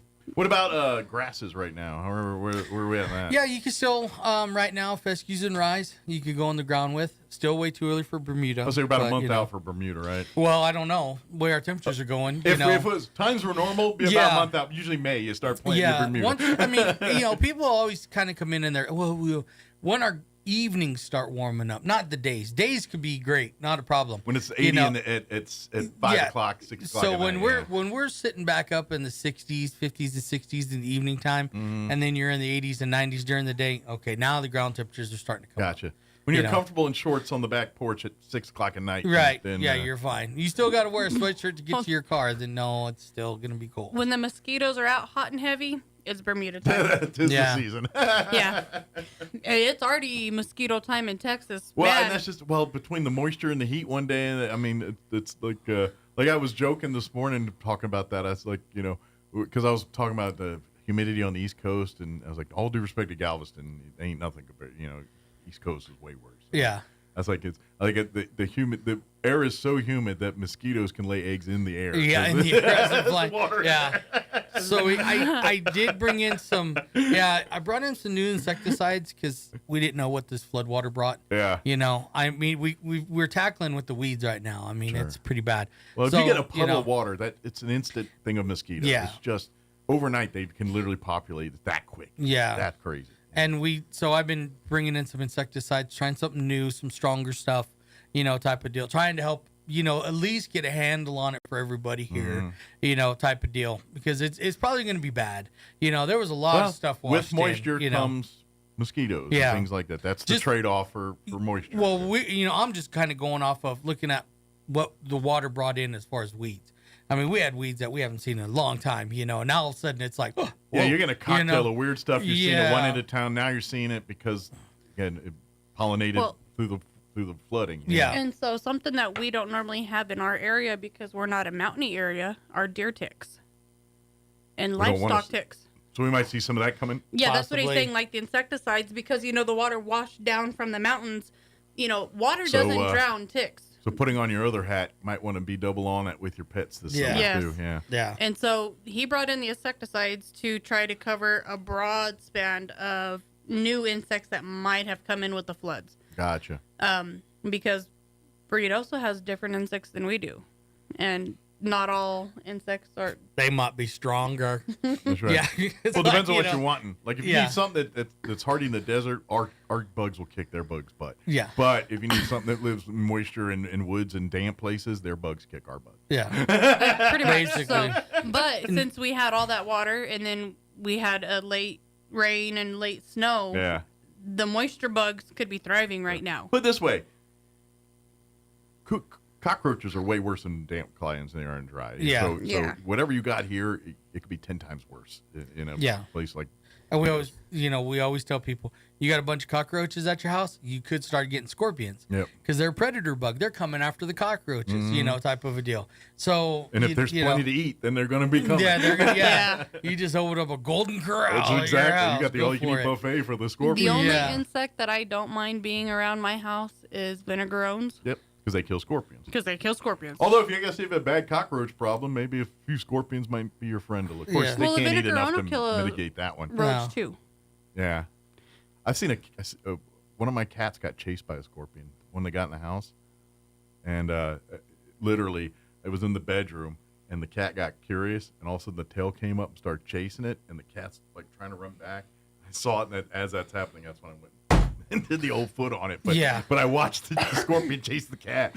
So our animals are like, oh, you got something pokey, let me poke you. Yeah. Well, that's what the cat. This is actually Lucy, our old cat, before the cats we have now. And so, but yeah, that's the first time I ever seen the tail went up, and it was literally chasing across the floor. I was like, wow, I'm impressed. Chihuahua of the insect world. Yeah, no kidding. But getting it back to Roswell seeds though here. The insects might be, harmful to, our houses. Sure. Could be harmful to the lawns, the pets. Grubs were something that they dealt with quite a bit last year after the floods. But not only the grubs, like they thought it was grubs, but it was that fungus. It was fungus, yeah. Do you deal with the pecan weevil stuff? Some of the traps and things for that?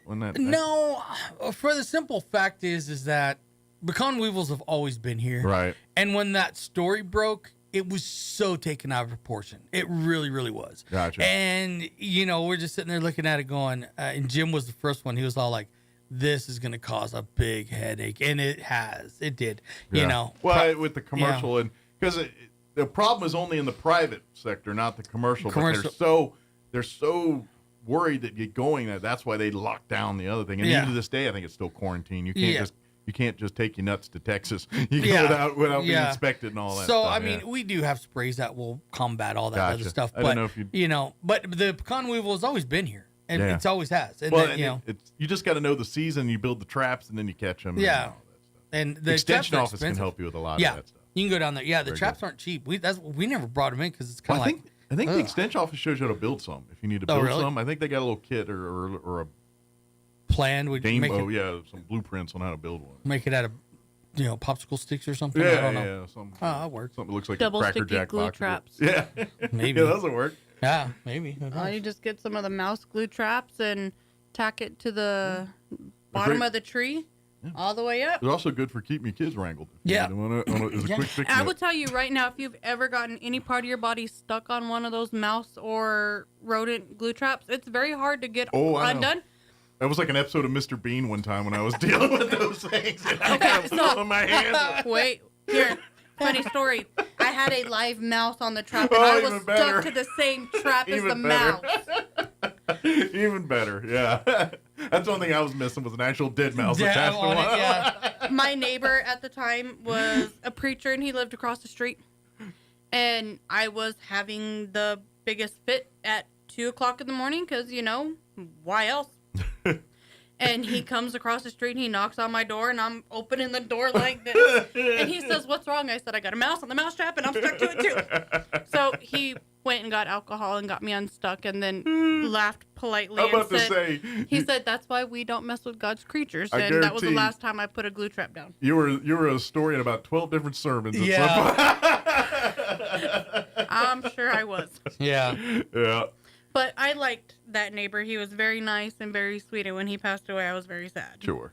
That's the Because ones you miss. Yeah. When I needed help, he would always come across the street. "What do you need?" Exactly. Yeah, he will laugh at you, but you will get help. Yeah. And that's the way. That's the South.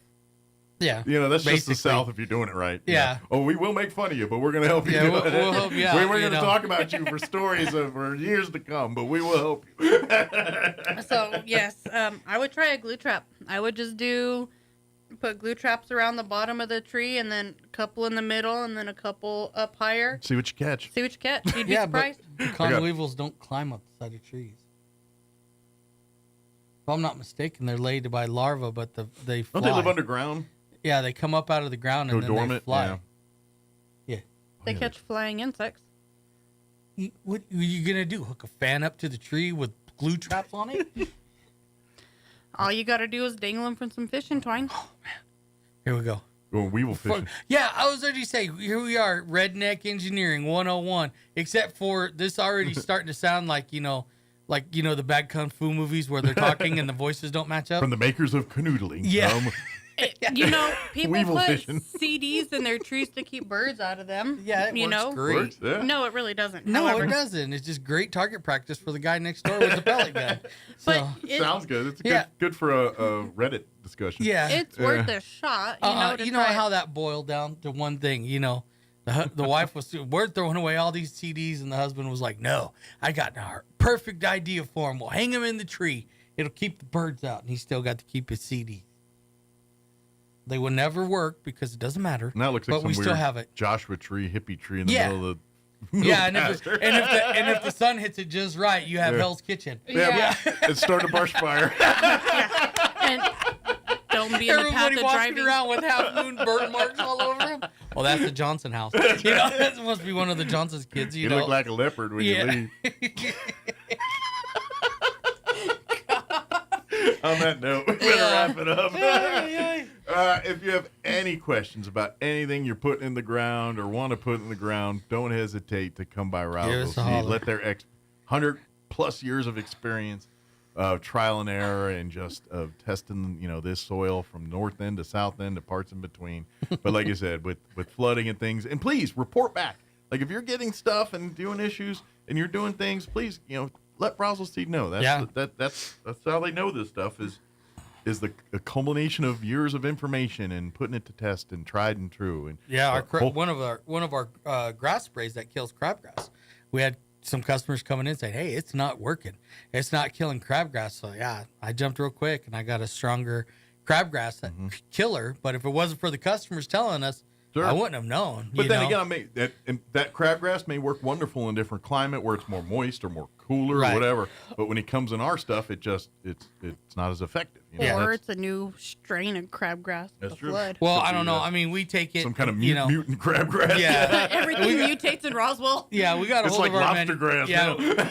we got a hold of our manufacturer. Had to give them the serial number off of it and stuff, and they'll run tests and see are they having it could be a bad batch or Absolutely. it could be and then that's when we hope doesn't always work, but we hope they contact us back and say, hey, the chemical's up to snuff. It's working great. Maybe you have. Well, yeah, nuclear reactor crabgrass now, Yeah. But type of deal. But it always doesn't happen. But the customer influence does happen. It Absolutely. happens immediately. The feedback is vital to the business. Yeah, we Please. take that very, very serious. And you've said it 100 times. You will do guinea pig stuff. Like you get a new product or say, hey, this is a product. I don't know if it works yet. Try it out. Tell me what it works or not. And if it does, great. We're going to keep it. If it doesn't, then we'll get you something else. Yeah, because contrary to popular belief, most of all of our employees that work at there, all of our yards really don't look all that good because we only have one day off. It's kind of like restaurants and things like Yeah. that. Chefs that cook all day probably eat worse than most of us. people, yeah. And they always, most Mechanics hot garbage. vehicle He always never tells runs. me Mhm. that I need to open up like a food truck. And I told him, I said, no, I enjoy cooking for people. When it's a job, it's not Then enjoyable it stops. anymore. Yeah, you're gonna be. Guess what? You're gonna be living off PB&J because you've been cooking all day. At the That doesn't bother me none. I'm okay with it. He Yeah. was in the military. Yeah. Military. Yeah. PB&J is a delicacy in some. Diabetes is not okay with PB&J. Yeah, this is true. It doesn't matter. This is true. I'm going out the same way I came in, screaming and bald. Would you like a honey stick in the Yeah, trunk? it's all natural. You got to eat healthy. Now go tend to the bees. Yeah. But come on by Roswell Seed and whatever's ailing your yard or your plants, let's talk about it. And like you said, make good tip on making those little mini glass greenhouses, kind of, because just said, like you said, got a hunch. We got probably one more before we're finally done with it. Possibly, yeah. I think mid-April, right around Easter, maybe a little after, I think we're going to have another freeze. And if you want bees, be patient. You have to wait till next year. Yep. Unfortunately. Unfortunately, yeah. Yeah. Bee Or- season's done. Or if you have a hive and you want to split it, we still have 3 queens. Come get them. Okay. Yep. So if you got But they got to be done like within the next 24 like hours. right next today or tomorrow at the latest. Yeah. Yeah. So they ain't gonna stay alive much longer. They're gonna bug out. Yeah, basically, Yeah. That's a They're nice way of gonna putting it. be gone. That's right. They be on with their maker. Yeah. Well, very good. Well, thank you guys. Thank you. And Thank you. we'll see you here next time. And appreciate all you do. And stay dry, stay cool, I guess, depending on this week. Yeah, I don't know. And whatever else happens in between. Yeah. Excellent. All right. It is 10 o'clock. That's going to do it for us. Thank you so much for allowing us to be a part of your day. We'll be back bright and early, 7 a.m. tomorrow with an all-new show. Till then, take care. You're listening to 106.5 Roswell's Talk FM, KEND, Roswell, New Mexico. We'll be back tomorrow. Have an amazing day. Thank you for allowing us to be a part. Breaking news this hour from townhall.com. I'm John Scott. President Trump will host Israeli Prime Minister Netanyahu for talks at the White House this afternoon. White House correspondent Greg Cluxton has a preview. This will be Netanyahu's second visit during Donald Trump's second term, but he's the first foreign leader to see the president since last week's global tariffs announcement. Israel was slapped with a 17% tariff rate by the U.S., which is Israel's largest trading partner. The two leaders are also expected to discuss other Mideast issues, including the war in Gaza and Iran's nuclear activity.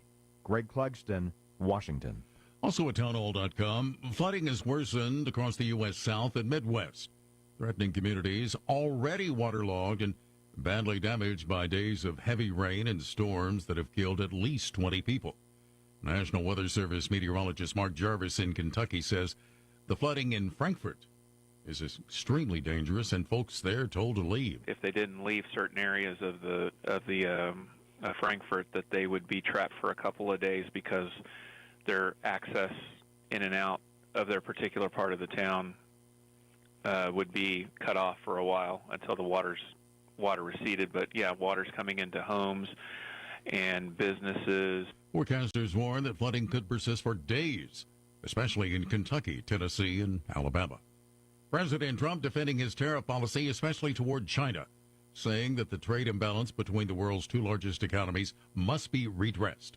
Last week, he put an additional 34% tariff on Chinese goods. The president has been clear. He says he's working to restore the United States industrial base. He's been taking steps to do that. Many of those steps have involved tariffs intended to balance trade. More on the